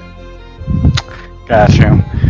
Well, my room is quite well warded for keeping people from knowing what's inside, if you can handle the smell. Smell? Where are you staying? Anelian ward. You're serious? They housed me there and it sounded to me. You us to go hang out in the ward where they keep the creatures? I've been there ever since I've been part of the college.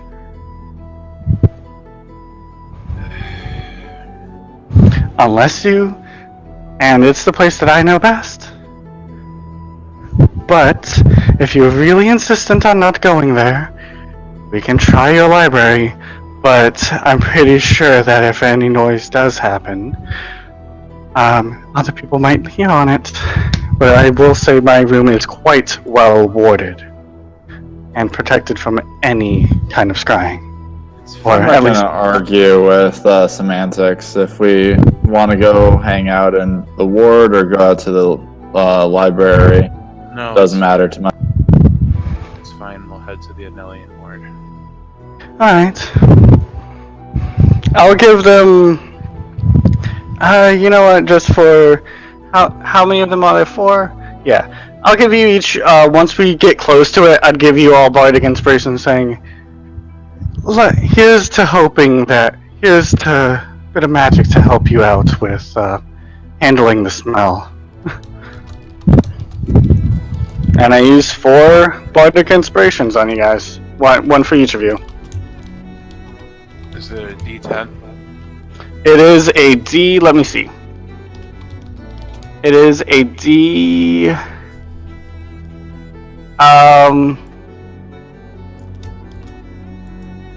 Yeah, it's a D10.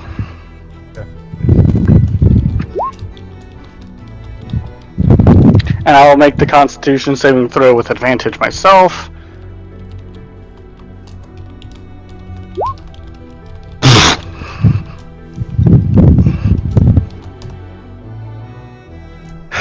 Alright. I didn't Vondi, for the duration of your stay in the Anelian ward, you are affected by the poison condition. You are just sitting while here, and you know, if you want to eat, you probably want to go someplace else. Yeah. Dralos 28. passes barely, and Everybody gets a D10 besides Von B added to their Constitution save. yeah. Matir passes too, rolls an 18. All right. What do we have to get to pass? 13. Oh, okay. All right. Yeah, no, I think Von V's the only one who didn't pass. So what happens when we're in there? You are affected by the sicken condition. So many terrai congregated in one place makes living creatures around them not feel well. Can lesser restoration fix that? Lesser restoration can, and 5 points from lay on hands both can. That's good. That's good. All right, Bonvi. Since I guess for flavor, like when we get there, we're all doing fine, and you're the one that gets sick. I'm gonna put my hand on your shoulder, and you'll feel a slight warmth before you start feeling better. That's my 5-point lay on hand. Thank you. You would think I would be almost immune to this by now, but wish they would always get me at least out of here, but it's fitting. Sounds like a gamble every time you gotta come here. Considering my constitution is not that... my self-health is not always the highest. Bonvi has the option of sleeping inside her office. Which Yeah. I imagine has been done more than once or twice. Yeah, no. This was to her office. Which... I'm sorry, this isn't her office. These are her living quarters. Your office and your living quarters aren't that was my bad, I wasn't paying attention. Okay, your so office is in the Northern Commons. The Northern Commons wouldn't have the same scrying protection on it, though. Oh. Well, my room would work just as fine then. Since we're already here. Alright, well... At least, usually I try and get through this with a few incense burners. But... Alright, get yourselves comfortable while I prepare the spell. As she lets everybody inside, of her room. And starts casting legend lore. And can I cast a higher level spell slot to do anything? No, I cannot. Alright. Fonvi's bunking quarters are going to be a small affair. You guys all squeeze in. You burn the ivory. And I burn the incense while having because it's incense, and then I have 4 slips of ivory placed down in front of me, almost like tarot readings. What are you describing? I wish I had. Okay, so let me in person, place, or object. I'm going to describe. I'm going to be with the intentions of trying to remember his name as a person. Malmar? Menlor? Menlor. I'm going to be describing Menlor to the spell and trying to figure out who and what killed him. Is trying my best to describe that with describing the location and stuff like that to it.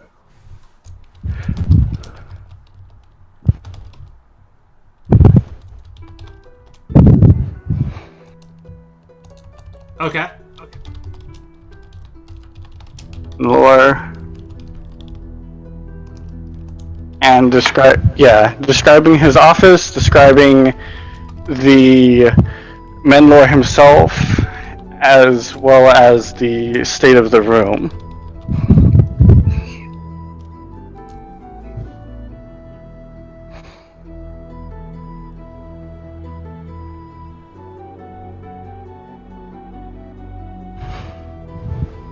And I don't know what I get because I don't know what I roll. No, you get something. I'm just thinking of how it's going to describe it to you. Yeah, fair enough.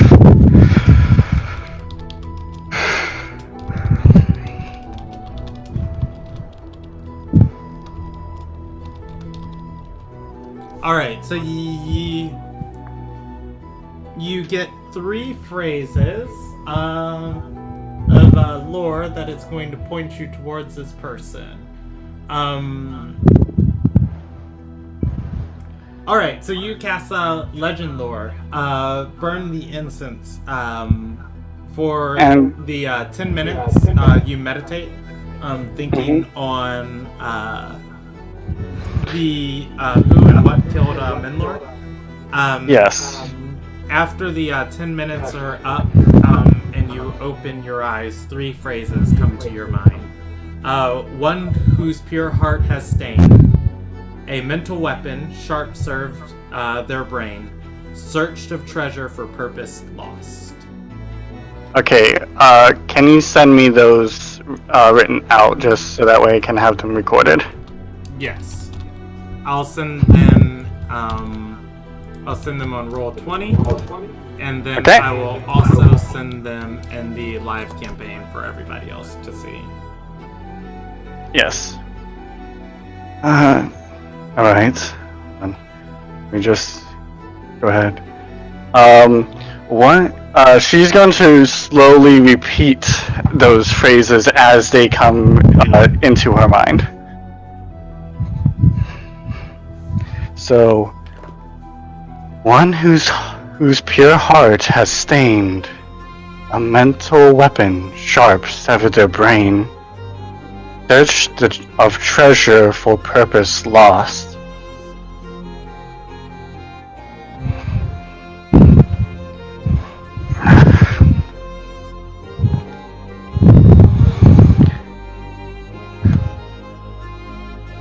What does that all mean? You're quiet again, Anthony. Yeah, that's really Sorry. quiet. And what does that all mean? Hold on, let me try and piece them together. Alright, so...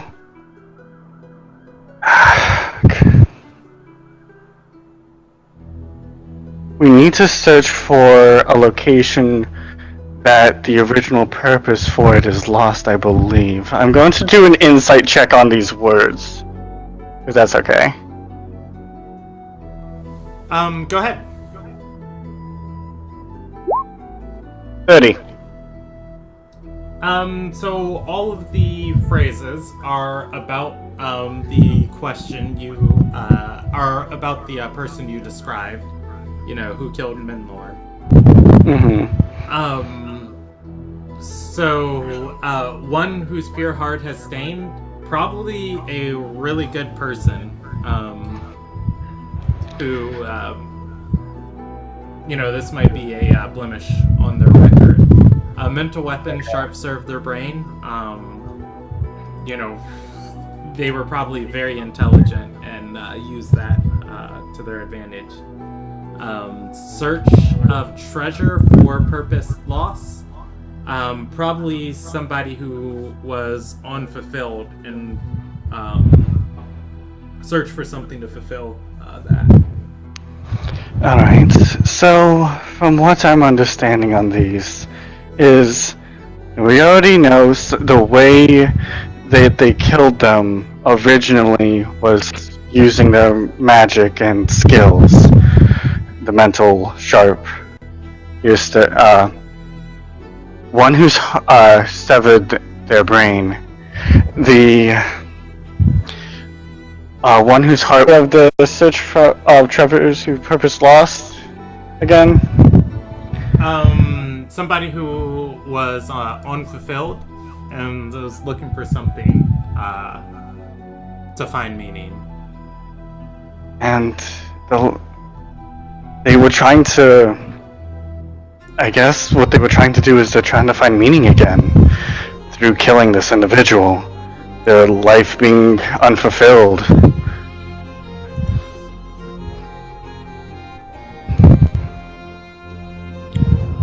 Arch-Arcanist Kilgaren still seems like a prime suspect.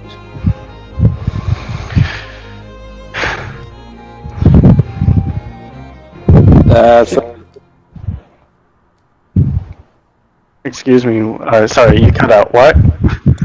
That's my idea. Is that he's got a good idea. He's got a good idea. He originally had a pure heart, and now his purpose is kind of refocused on causing harm, whereas it used to be trying to save. But why would he kill the individual that was his biggest hope on actually being able to make more of it?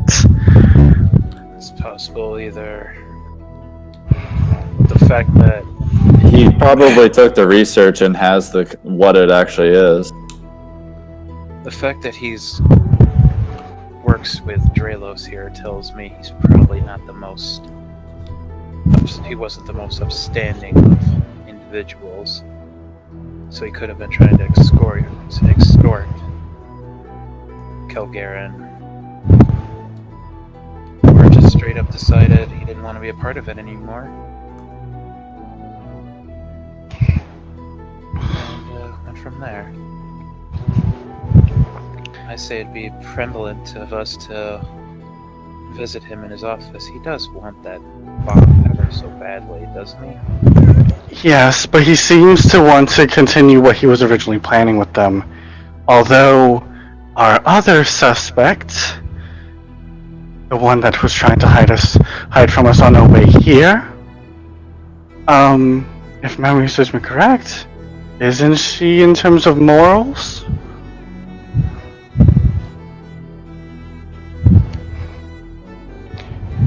That's a very valid point. Morality. What's the treasure that she for the purpose is lost, and like what's the weapon, the mental weapon sharp? Mental weapon sharp. Her essay seemed to be quite concerning for her about what was going on, but she possibly the information about demonic blood and the treasure. Possibly her essay might have been rejected or had too many flaws that because she wanted to get questioned with Calderon about it, did she not? Perhaps it wasn't quite well received by many individuals.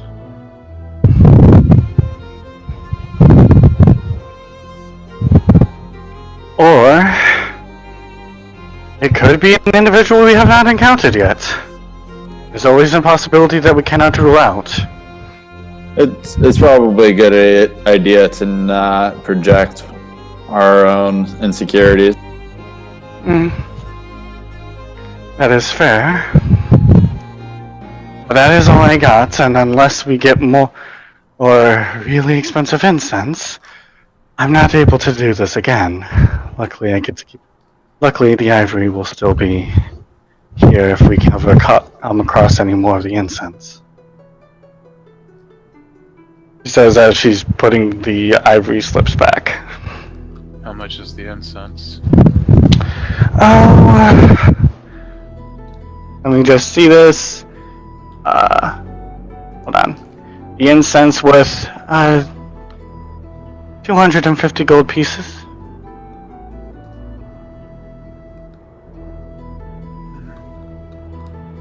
I can cover it later. I also could cover it at another point too. Honestly, I'm sitting on a decent pile. Well, I have not. It's been quite rough trying to get performances set up. I'm trying to get my students to be able to actually travel, but oh well.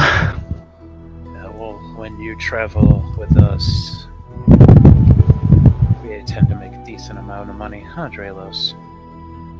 No comment. I would hope that you would get this legitimately, but I'm not going to question it. I'm a blue contractor. I get all my money legitimately. Being a performer, all of my stuff comes from what I do.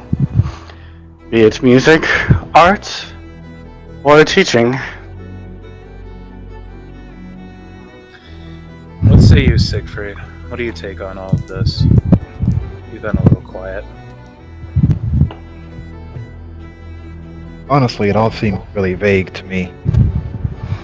We only have 2 suspects, and could be either one. They both seem suspicious. Well, I'd say that that one lady from earlier was probably just avoiding us because of what happened yesterday. If we're Yes. concerned about her, I could make it even more awkward and do it again.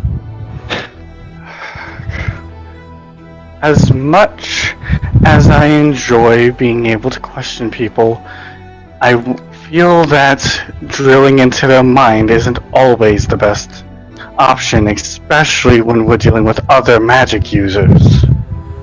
Maybe we should ask or look around today now that they're no longer partying. If there are any professors near, what's his name? Menlord. Know if he's had any visitors recently. That Or wouldn't consistent. hurt. That wouldn't hurt. Alright. Maybe see if he also has any student aides, if they know anything about anybody visiting him as well.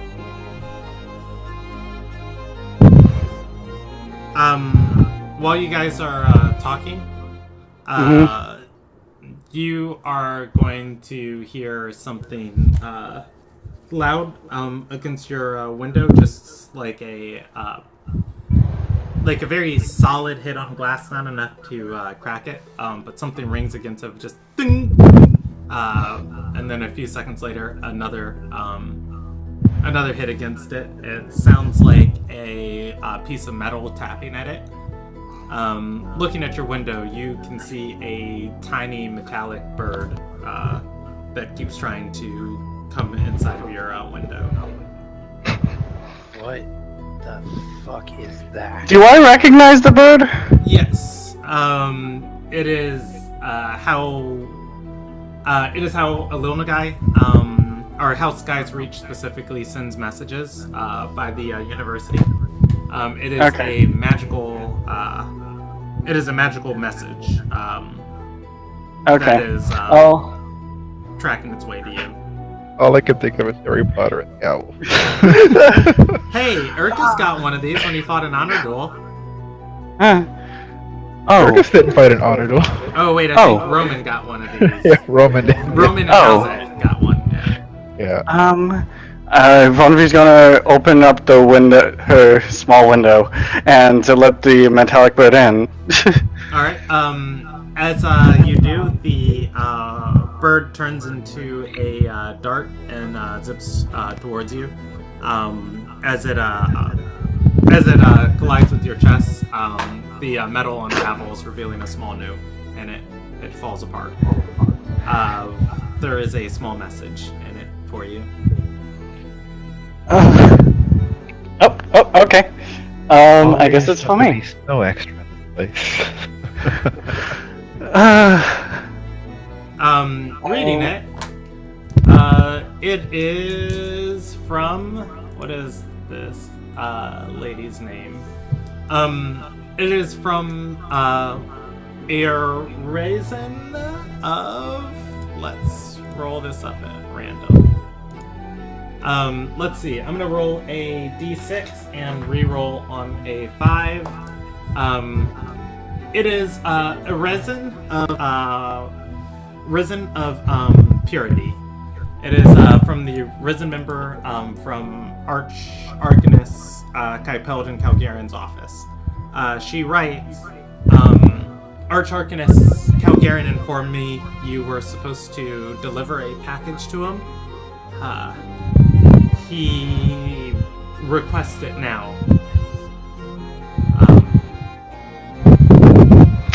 And at the top of the letter it has Von V Silmar, or Professor Von V Silmar on it. Yeah, Silmar. Well, Arcanists. Yeah. I'm. Oh boy, Kypeldon? Calgaren, sorry. That's his first name. You can call him that. Yeah. Kypeldon is not happy with me right now, is he? I believe you said you promised him. What was it? That bomb. Well, I didn't he's promise. really- I didn't promise. I don't think I quite promised him. I said I would try to give him. I would contemplate. I would go ahead and give the bomb once I was able to. I am not able to if somebody else is holding on to it. Now am I? Very desperate for this. He is. As he stated, he seems to want to continue what he was wanting to do. Bonvi says as she's closing the window. Funny, because as you're closing the window, in the distance, you see another one of these darts careening and curving and arcing towards your window as it's flying towards you. If you close the window, as it collides with the window, it turns into a metallic bird and starts pecking at the window. Oh boy! As soon as she sees it, she's gonna keep the window open. Kind of grab it this time. Yeah. Once the metal unravels, there's another note in it, hastily written from the same risen member. It says, "It's best not to keep Arcanist Calgaren waiting. Could you please meet with me in his office and deliver whatever you were supposed to deliver?" Popular today, aren't you, Funby? It's from the same individual. He is quite worried. Oh boy. Well. What is that on the horizon? Is that a third one? Okay. Third one. Oh boy. Point taken. How many people can I? It's just like. How well do I know the office that I need to meet him up at? I mean, he would have a pretty prominent office in the ward named after his family. In the Calgary ward, yeah. Well, I could get us all over there. Ali Gargan library. Well, if you would enjoy, if you want to go meet him and try and question him, I can take you all there right now. I don't mean to interrupt you, but the third letter falls at your feet. Yep. Reading it. If my words imply that he's mad, it's not that he's mad. It's just that he's hastily and aggressively asking me for your package. I have not seen your package. Can you please give me your package? Should we Phrasing. go? Phrasing. Yeah. That's what she said. Risen of Fury. All right. Did Bonvi read that out loud? Yes. All right. Maybe we should go and help out this poor girl. All right. Well, everybody can group up then. I can get there quicker. Yes. I don't know if we should really hand it over to him. Oh, I didn't say about handing it over. I was just going to help them out. Okay. And They really want your package. Phrase it. everybody group up. And Hold hands. Hold each other's packages. Alright. You're teleporting. yep, I'm teleporting there. All right, I'm going to. Because roll. that's why I asked on how well do I know the location. The Alley Gargan library is not warded against teleportation. The other library in that ward is. Oh boy. Yeah. So you're good. You are gonna make it. You're gonna teleport to the library that. Excuse me. Admir works at. Atop this library, Archarcanus Calgarin is going to have his office. I actually haven't put a lot of thought into how his office would be. Hold on. I'm gonna look up something real quick because there is something that is inspiring me. That I feel like he'd be the type of person to hang up all of his PhDs and diplomas and Meanwhile- show off his family name and how important his family is. I still find this funny that this woman who teaches the music is basically in the slums of the college. All right.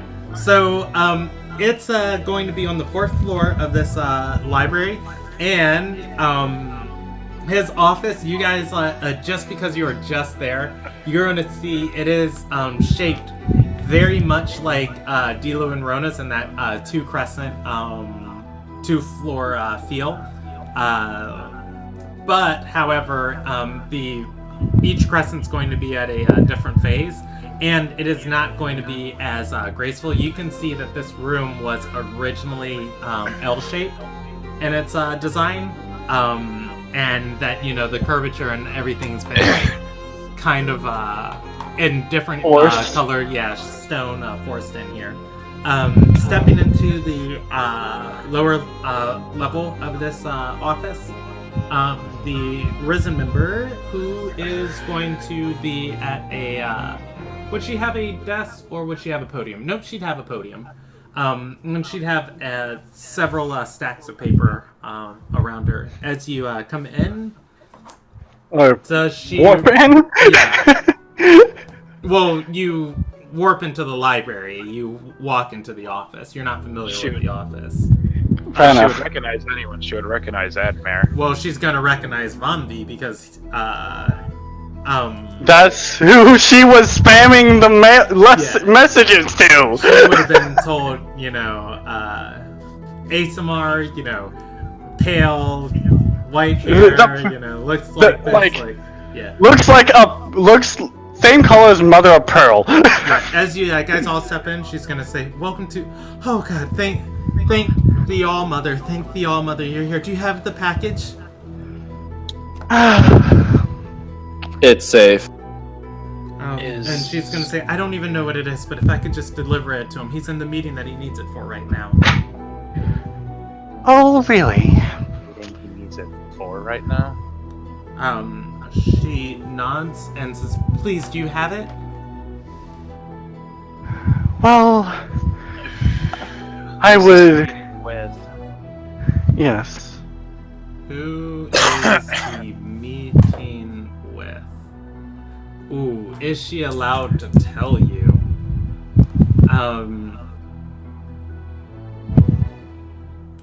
She's going to say It's not on his official agenda for the day. She shakes her head and says it's a personal meeting. Well, if it is a personal meeting, I would like to know, considering it might be involved with one of our lead suspects involved with the murder of his dear friend. And I'll roll a persuasion check. Gonna go. She's like, so Alilnagians are flush with color. Like they're all, either dark skin or tan from, just being on the equator all day. Yeah. He's going to go pale. Murder? Yes, there was a murder, and that I and my friends here are currently investigating. He knows it quite well and seemed quite upset about it yesterday. And if the individual he's talking with might be one of our lead suspects for it, well, I wouldn't want some of the research that he missed inside the lab to be blatantly thrown in front of his face now, would I? Bonvi, Hmm? we might have to have a talk about discretion in the statements later on. The Risen member is going to nod and say, of course. She's going to look through her ledger and say, it's a drill, Reldelix? Let me look at this guy's name. Adril Reldelix. And who is that? Elvish man. Currently portraitless. Yeah. Alright. I mean, yeah. Yeah. Alright.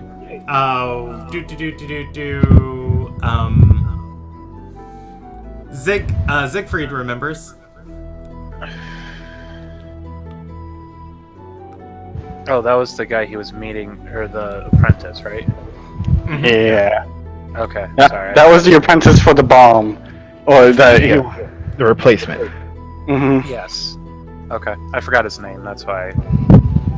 My bad. Well... Where are they currently meeting? She's going to say, they're on the second floor in the sky room. Looking up, you guys can see there is light shining down through a very tall stained glass window. You can hear voices up there, and occasionally as they stand up and move around, you can see the tops of heads. Damn, and I wouldn't be able to discern exactly what they're saying, would I? Not without active perception. No, okay. She's going to say, if you want, I can tell him that you're here for the investigation, but if I could just deliver the package, it would make my life so much easier. Well, let him know we're here for the investigation, and we'll deliver it ourselves. And, she's gonna nod and say, and this murder, I didn't even know about it. I didn't have anything to do with it. No. I wasn't implying. Child. We just wanted to make sure that he wasn't in a meeting with a subject. The day a resident member goes rogue like that is the day that I leave this university forever. And she's going to nod, bow, and then she's going to walk up the staircase to the second floor. You guys hear a exchanging of words very quickly before you hear, "Send them up here then!" Just roar over the office. She comes I think we've been summoned, guys. back He seems downstairs and excitable. says, Arcanus Calgaren will see you now. She bows. Thank you. Part of me just wants to hang behind. Dralos, you come with us by choice, or I stun you and drag you up there myself. I'll come up.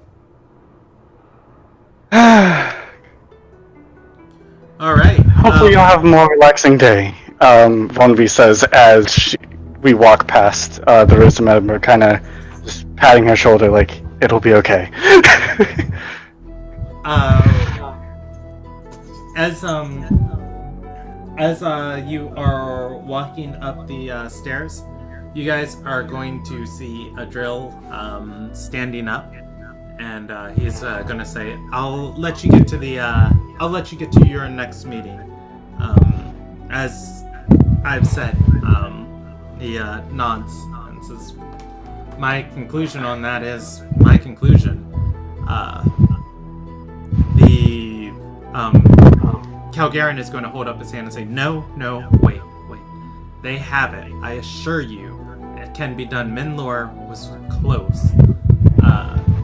As you guys approach, Calgaren, Archarcanist Calgaren is going to smile and say, "Do you have the device?"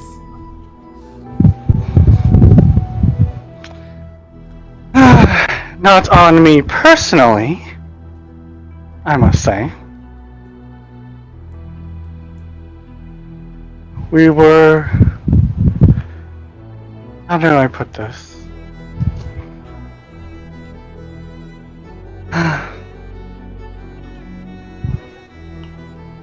Concerns with the differences between what makes this quite unique, I think.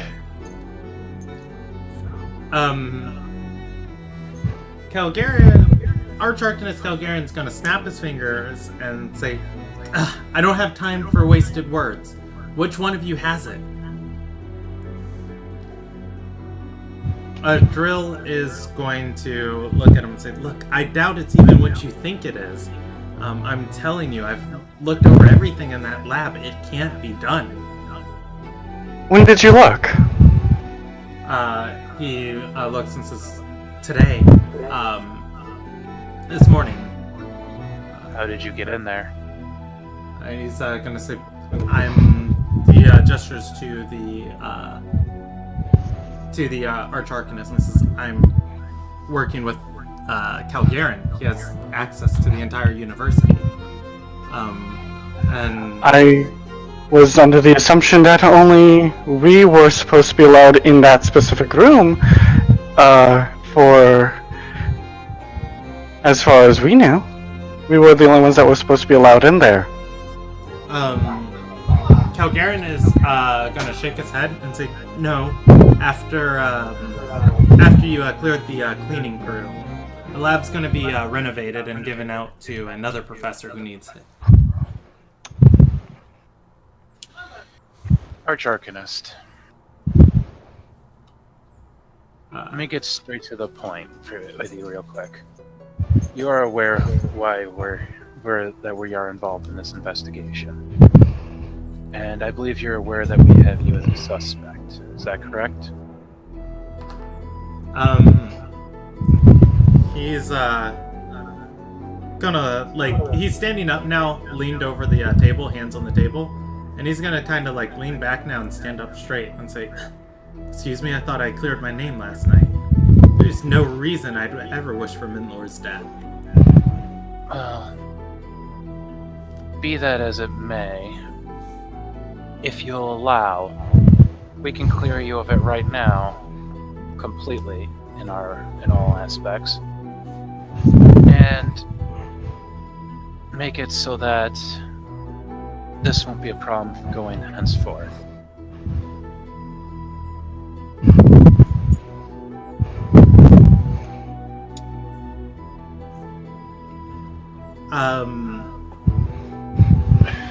Oof. Okay, let's roll him. How is he feeling about this? And he's gonna say, "Fine. Do whatever it is you must.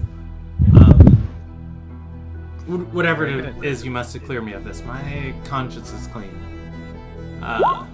Adriel is going to say, "Calgaren, our Archarcanist Calgaren, I've told you, this project you want..." He shakes his head and says, "I've looked over the scraps of whatever notes were left. It's not something either one of us are capable of." If you're talking about the glass ball bomb, You stay as well, my young one, because I believe you might be someone I want to talk to after this. He's going to shake his head and say, "I've got no business with this university anymore. I'll take my leave." I'd like to stop Adamir before he casts Tech Thoughts. Tell him I can take care of this one, if you don't mind. And because I remember Siegfried's remembering the last time he cast the last time Admir interrogated someone. So we're gonna go instead with Stone of Truth. Okay. Calgaren is going to willingly fail it and say, "Ask your questions." I'll let them ask the question.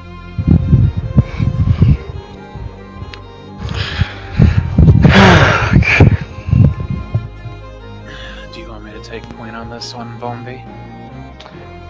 Go ahead.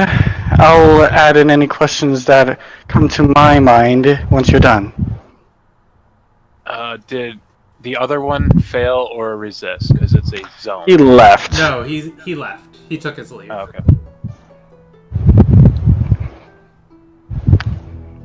Well, let's start with some easy ones to get the ball rolling. Are you, in fact, Arch-Arcanist Calfir Calgaren? And he's going to say, "No, Calfir was my great-great-great-great-great-great-great-grandfather. I am Kypeldon Calgaren. I am who I say I am." Very good.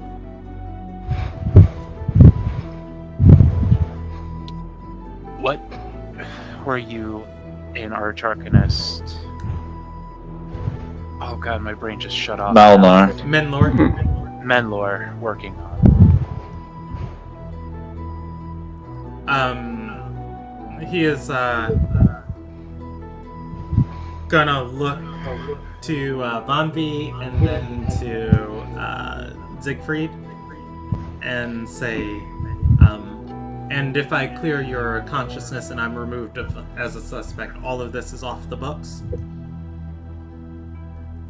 I won't say anything. It's an investigation. Unless it has anything to do with our investigation. He's going to shake his head and say, "It was a private project, not one that I wish to be disclosed in any fashion until it's completed." And he can say, "And I can assure you, it will not threaten the safety of the Lomakai or its citizens." Okay. When was the last time you spoke with Menlor about this project?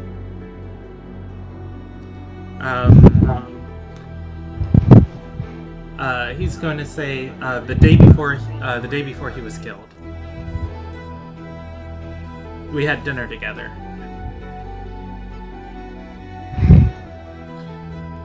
Bonvi's going to step up and say, "What was the conversation about, if you don't mind sharing that information?"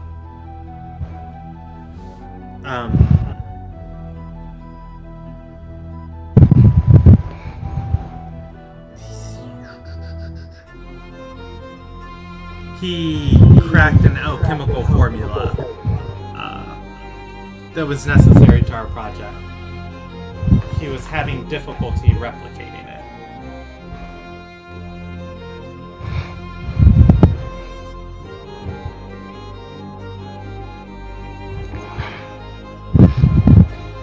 Did Menlor have any enemies?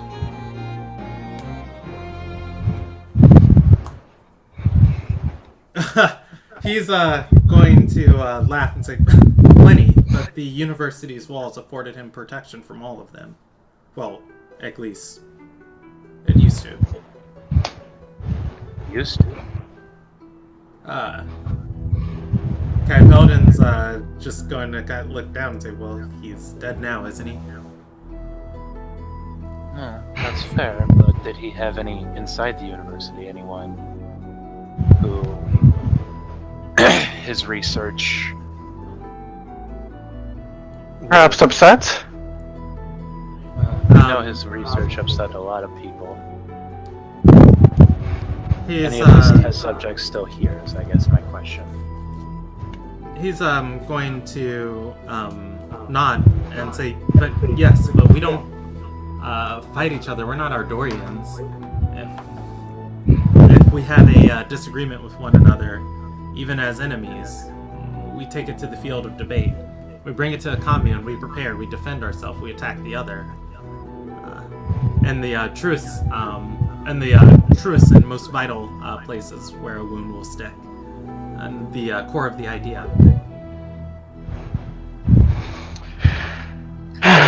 Who else knew about your project? Who else knew about the project? He's going to say, my risen member I keep on retainer. She didn't know the details of it, but she knew I was working with Minlor. Who knew in detail?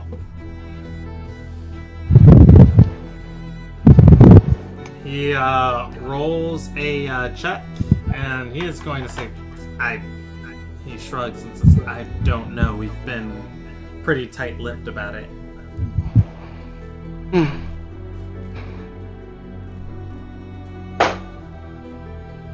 Well, I guess. Wait, what was your question? Who knows the detail? Yeah. He is going to say, I shared bits of it with Professor Selmar last night on, and this is instead of his last name. So I shared bits of it with Professor Selmar last night on,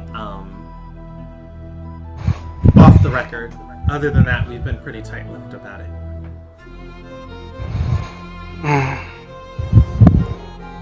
Well, I guess one of the last, or the big one now. Do you know who, what, or how Menlar was killed? Do you have any involvement? What or how?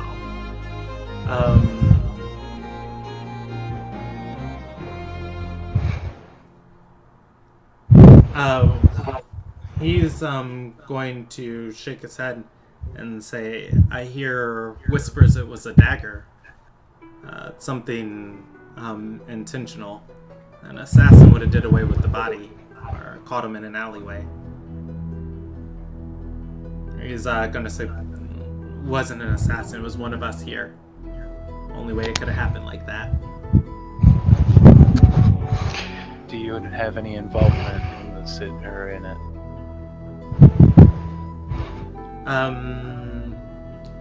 Well, that's difficult. Because, you know what, and he's going to respond and say, I can't help but think asking him to help me on this,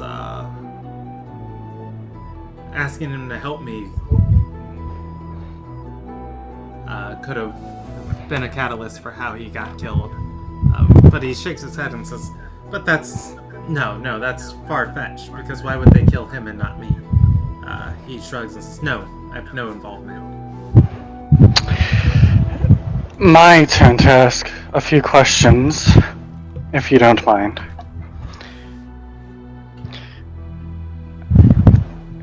What is your reasoning to continue with this project, despite your rejection from the original military militia as the proposed idea?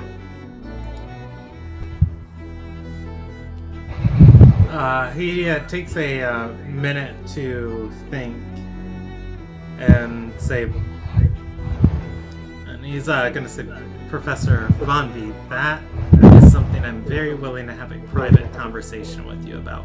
But as long as we're on the record for your investigation, he's going to shake his head and say, my project and my motivations are my own.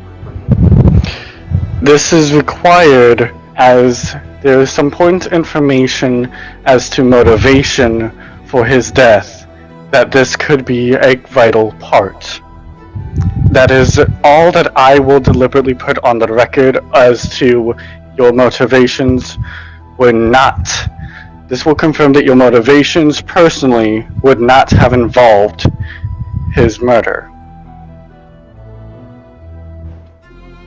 I will ask the question again. What were your motivations for continuing this project with him despite you being rejected?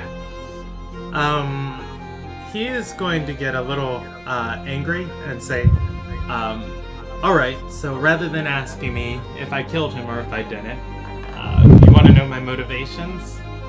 He's going to say, when farmers fail, when farmers fail and when plagues take over entire crop fields, when insects and locusts eat out entire granaries, who prevents the famine? The mages, the clerics, conjuring food. It's magic. If we don't research it, who destroys cities? The rogue mages and wizards, the ones out there in the forest, the ones out there hiding in the shadows. Because what we're doing here in the light, they're doing 10 times more in the darkness. What continues my project? Ardor is threatening us like a wolf snarling at our neck. They're going to come and they're going to rip apart Ilderon, the only nation in the world that studies magic to such a degree. And if they destroy our nation, we'll be subjugated and forced into whatever damn Ardorian empire they try and start. And then we'll have to provide ranks and numbers and soldiers. And then when the magical catastrophes hit, when their nation's getting rained upon with demons falling from the sky, who's going to be there to know how to stop it? Who's going to be there to know how to counter it? Nobody. What motivates my project? The protection of the only thing that protects all of Ilderon. Would it He's put you going to mind- say, did I kill Minlor? No, I did not. No, I was not asking for that you killed him. It is just that this question was for more of how close are you to the individual that did. As you would note, with that anagram of individuals of who do they go for help, who do those rogue mages go to first? The desperate or the people who already know what's going on? I was trying to see on how desperate you were for help. I'm sorry if I offended for you. just 1 second. Siegfried, your magic is holding, but you feel it only has a minute left. Maybe time for one Okay, question so before I'll tell them, the, like- time fades on it. Okay. I'll tell them, alright guys, we have time for one more question. I am personally done. Admir? I'm Raylan? satisfied. Mateer? I don't think I have many more. He's proven to me that he has no involvement. The zone of truth fades. Very well. If it'll help your conscience any, or darkness, I can tell you right now that there is currently in the works a ceasefire talks with Ardor.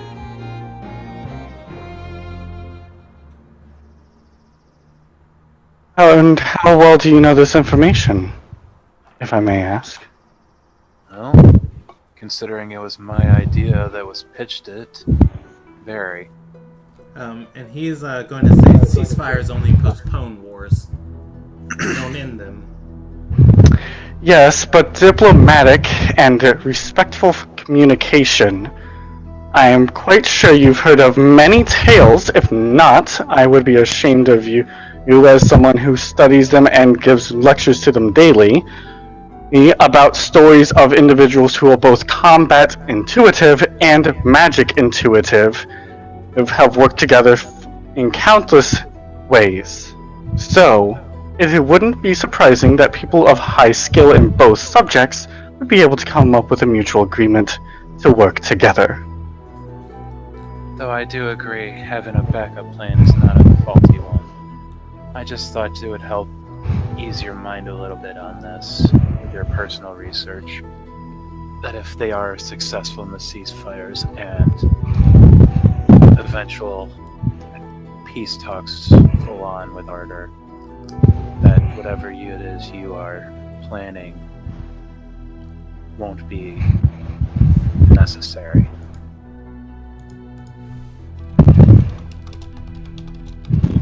Though I thank you for your time in easing my our suspicions. As for the item, well, Draelos is going to hear in his head. Do you feel good about giving it to him now? I'm not able to communicate telepathically, correct? No, you cannot respond, but you can either shake your head or something. I kind of waffle. I kind of struggle a little bit. You'll hear in your head again. I think it'll be alright. He's not involved with this. He's just another bystander. Let him continue his research. That's what this place is bent on. I'll produce the bulb and the big glass ball, and urge him to have oversight. It's great to have the nice secret group, but without the oversight, this is very fanatic and dangerous. And I will add that if I find out that you use these when in hopes of peace and ceasefire is going on, and you actually attack them and cause the ceasefire to end, I will personally request to be in charge of making sure you are punished properly. Do I make myself clear? Arcanist Calgaren is going to take the orb, marveling at it, and say, nothing I ever do is improper or out of place. He calls down and says, "A raisin! Summon a drill! Tell him it can and has been done." Arch-Arcanist, if I may, how long has a raisin been back in the area? A raisin, the Arisen member? Adril, excuse me.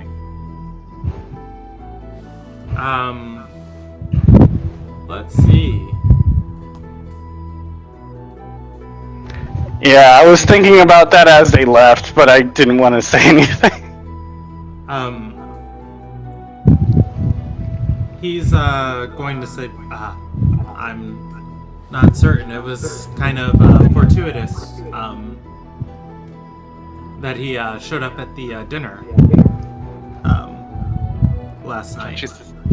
Don't you think it's strange that someone who wants nothing to do with this university just happened to be in the area the day that he was killed?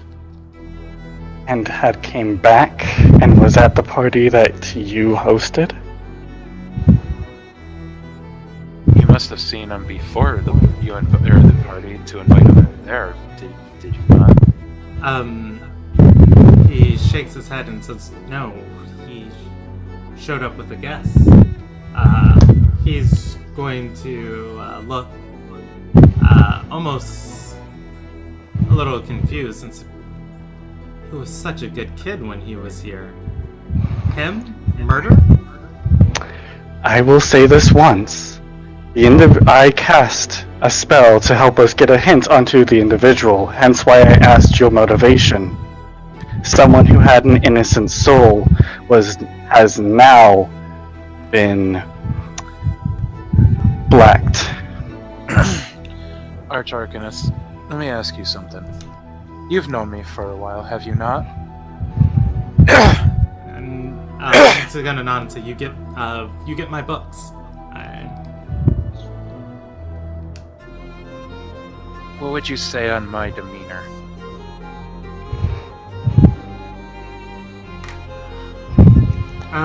He's gonna say quiet, spoken only when needed to. And if I were to tell you that I've killed someone, and that I am a blue contractor now?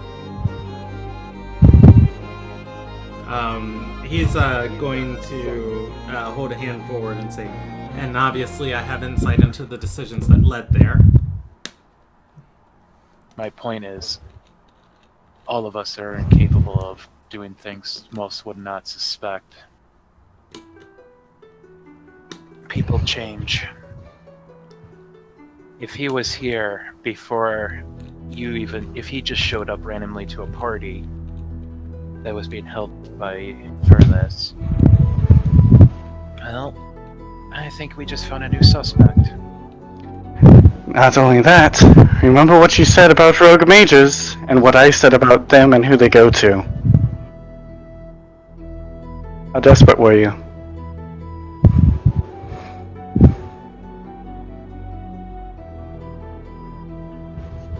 Wait, you're asking him that? More rhetorically, just like having more of the tone of, think on it. How desperate were you acting when he showed up? If I may make a suggestion, if he did kill Memoir for that orb, and the knowledge it possesses, you having it might make you the next target. And he's going to nod and say, I can spell duel that boy into a pile of ash if needed. This Menlor wasn't killed. Well, yeah. He was killed with a dagger, then his body was burned with spells after.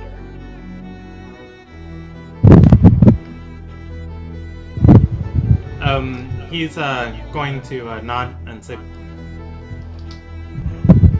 I'll talk to Dila. I'll take over your investigation. You've done well. No. He's gonna Dila charged us with it, and we will see it through. But knowing that you're not involved in the murder, and having you as another asset, especially if he is involved, having you as a connection with him might be prevalent. So instead, I ask that you work with us.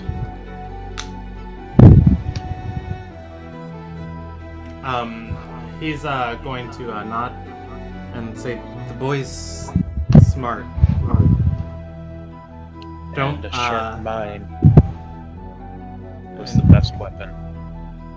And he's gonna nod and say, don't let him know you're gonna arrest him until you have every exit covered. Raisin is going to step back into the office and say, sir, a drill is here waiting for you. You got back fast. Holds up a hand and says, speak no more of this.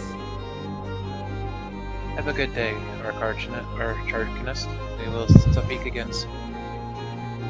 Shall we, guys? We have more investigation. Yes. Be Sounds safe. good. And I apologize for how rude I might have sounded. Yes, sorry. Alright.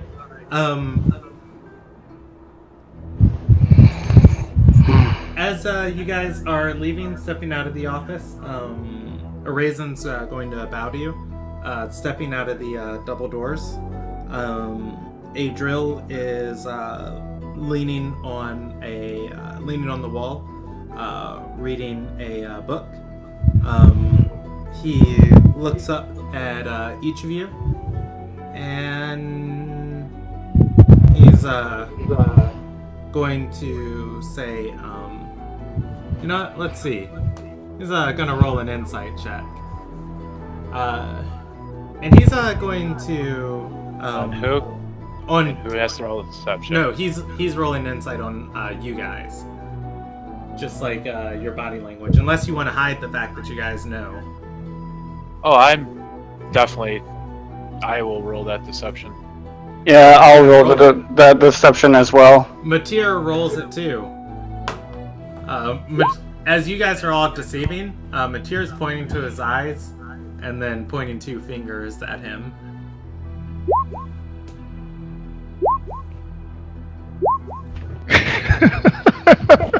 I am the captain now.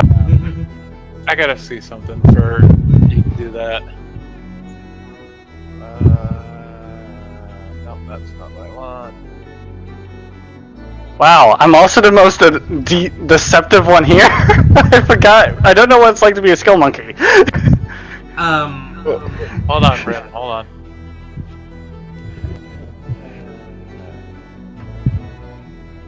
Okay, I can't do it on myself, but I can.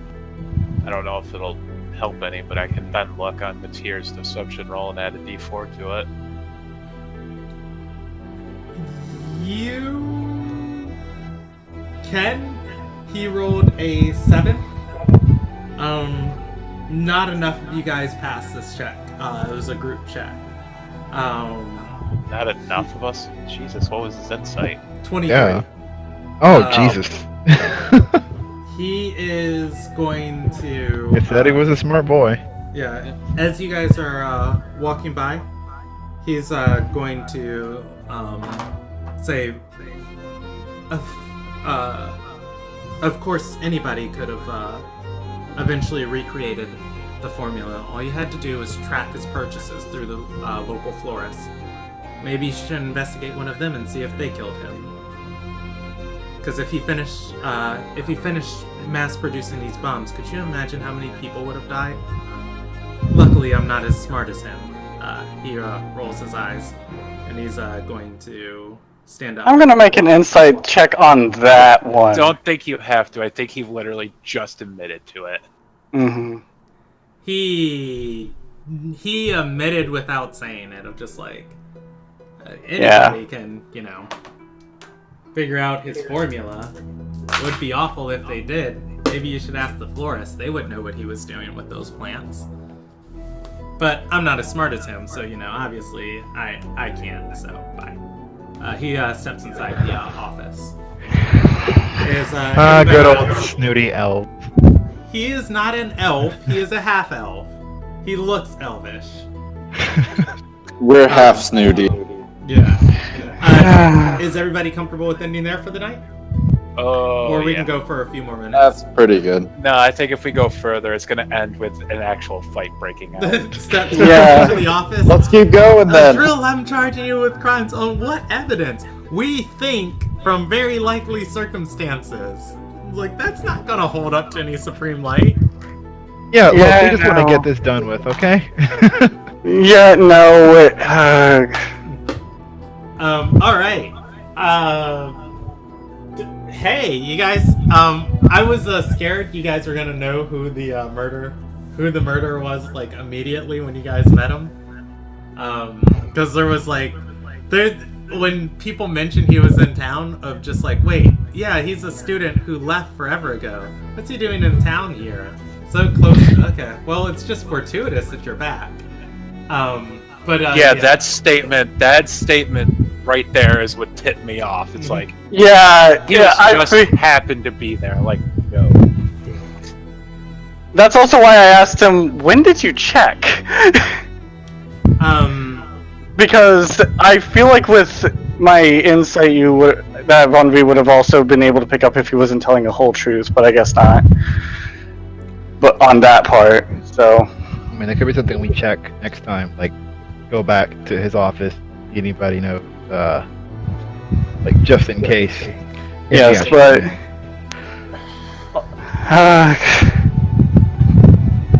Alright, so, experience, you guys have a prime suspect in who the murderer is. I'm also going to give you guys experience for avoiding the red herring I put in front of you of What's her face? Yeah, the Risen member, of just like, by the way, I didn't murder him. I didn't know there was a murder. Yeah, it definitely wasn't me. Yeah, no, that's... Who's the only other person who knew? Well, my secretary. That was Too easy. Yeah, that would have been a little bit too easy. As I said, if it was the Risen member who did it, I'm quitting the college. Yeah. But not leaving the country. Let's see. What else happened tonight? I got to finally get some damn answers Oh out of my Dila. god, yeah, you got a lot of information on Duzima. That was pretty Yeah. satisfying. I mean, That was 2 seasons in the making, boys. 2 seasons in the making, and from what I can tell, an hour of the actual session was just you and Dila. I'm I'm sorry. sorry. Yeah, I was trying to like hustle it along, but I was just like, Exposition. yeah, I was like, the people watching. It needed to happen. Because I knew Rob was watching. I was like, and whoever else was like Rob. keeping up with the campaign, like the Forgotten Songs, like playing out a major part, and I was like, this is kind of important information from the player base.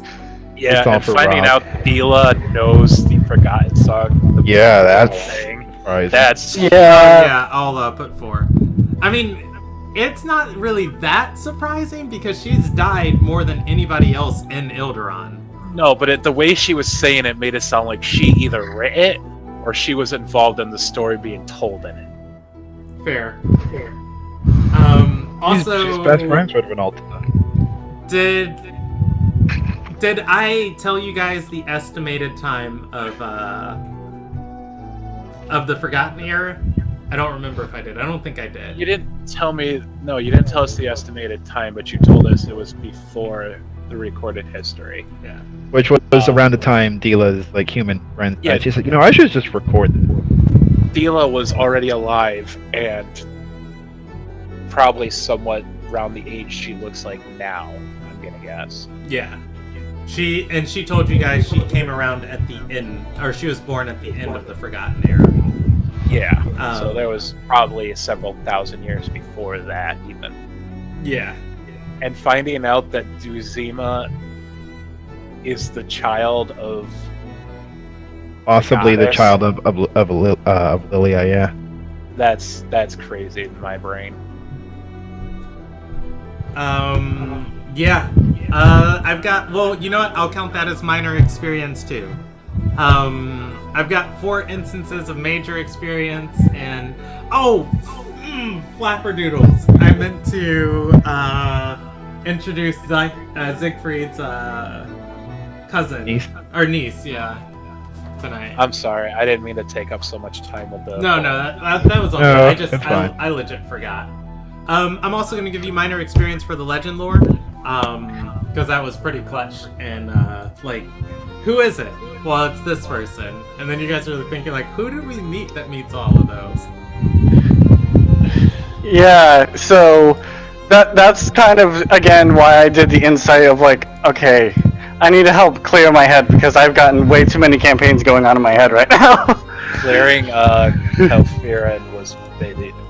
Calgarian. too. Yeah. Yeah. Oh, I'll grant you guys minor for that too. 750. All right, so rolling out Arch Arcanist Kypeldin Calgarin. And you know what? I will give you guys minor experience if you want to discuss real quick for this last minute on stream. If you feel it is morally right to arrest Adriel for what he did. We don't know his full reasoning Yeah. now. We All we can figure is that he either wanted the research for himself or something. Well, If it's That's- I would. he took over the. Oh, go ahead, Eric. I would conject that he does have very selfish reasons if he's left the university for money, and then he's coming back here out of the blue, kills this person, takes his stuff, or an attempt to take the stuff. That's definitely out for the. Well, I also want to point out, and this was the major reason of why I want to do the insight check of how much of that was just hypothetical and how much of that is actually him being honest in terms of like, oh, just track down the forest and how much money they would make there. on how many people would he kill. Is he actually concerned about on how many people that bomb was going to kill, or does he want to be the one to be doing all the killing? All those questions and more answered next session. But no, the other thing too to keep in mind, Kaipeldon Calgarin is bankrolling this project. He is very rich, so basically anything this guy would need at all would be taken care of, and he comes to this guy's face and says, "It can't be done. You should end the project." Like it can't be done at all. And so it could be just a moral thing. Yeah, that's why I'm asking you guys on your. But I'll give you guys minor experience for the discussion on that. Anyways, tonight's experience 8,575. I'm gonna give inspiration to Admir, and I'm going to give inspiration to Siegfried for saying, wait. Stone of Truth. It's so much more pleasant. Wait, 8,375? 8,575. 575, okay. Alright, and your next session will be on the 6th of July. Oh, I can't make that, but I will keep you guys updated, and we might reschedule. I might actually be able to make it. I'll let you guys know as the date gets closer. Cool. Alright, and I will end the broadcast there.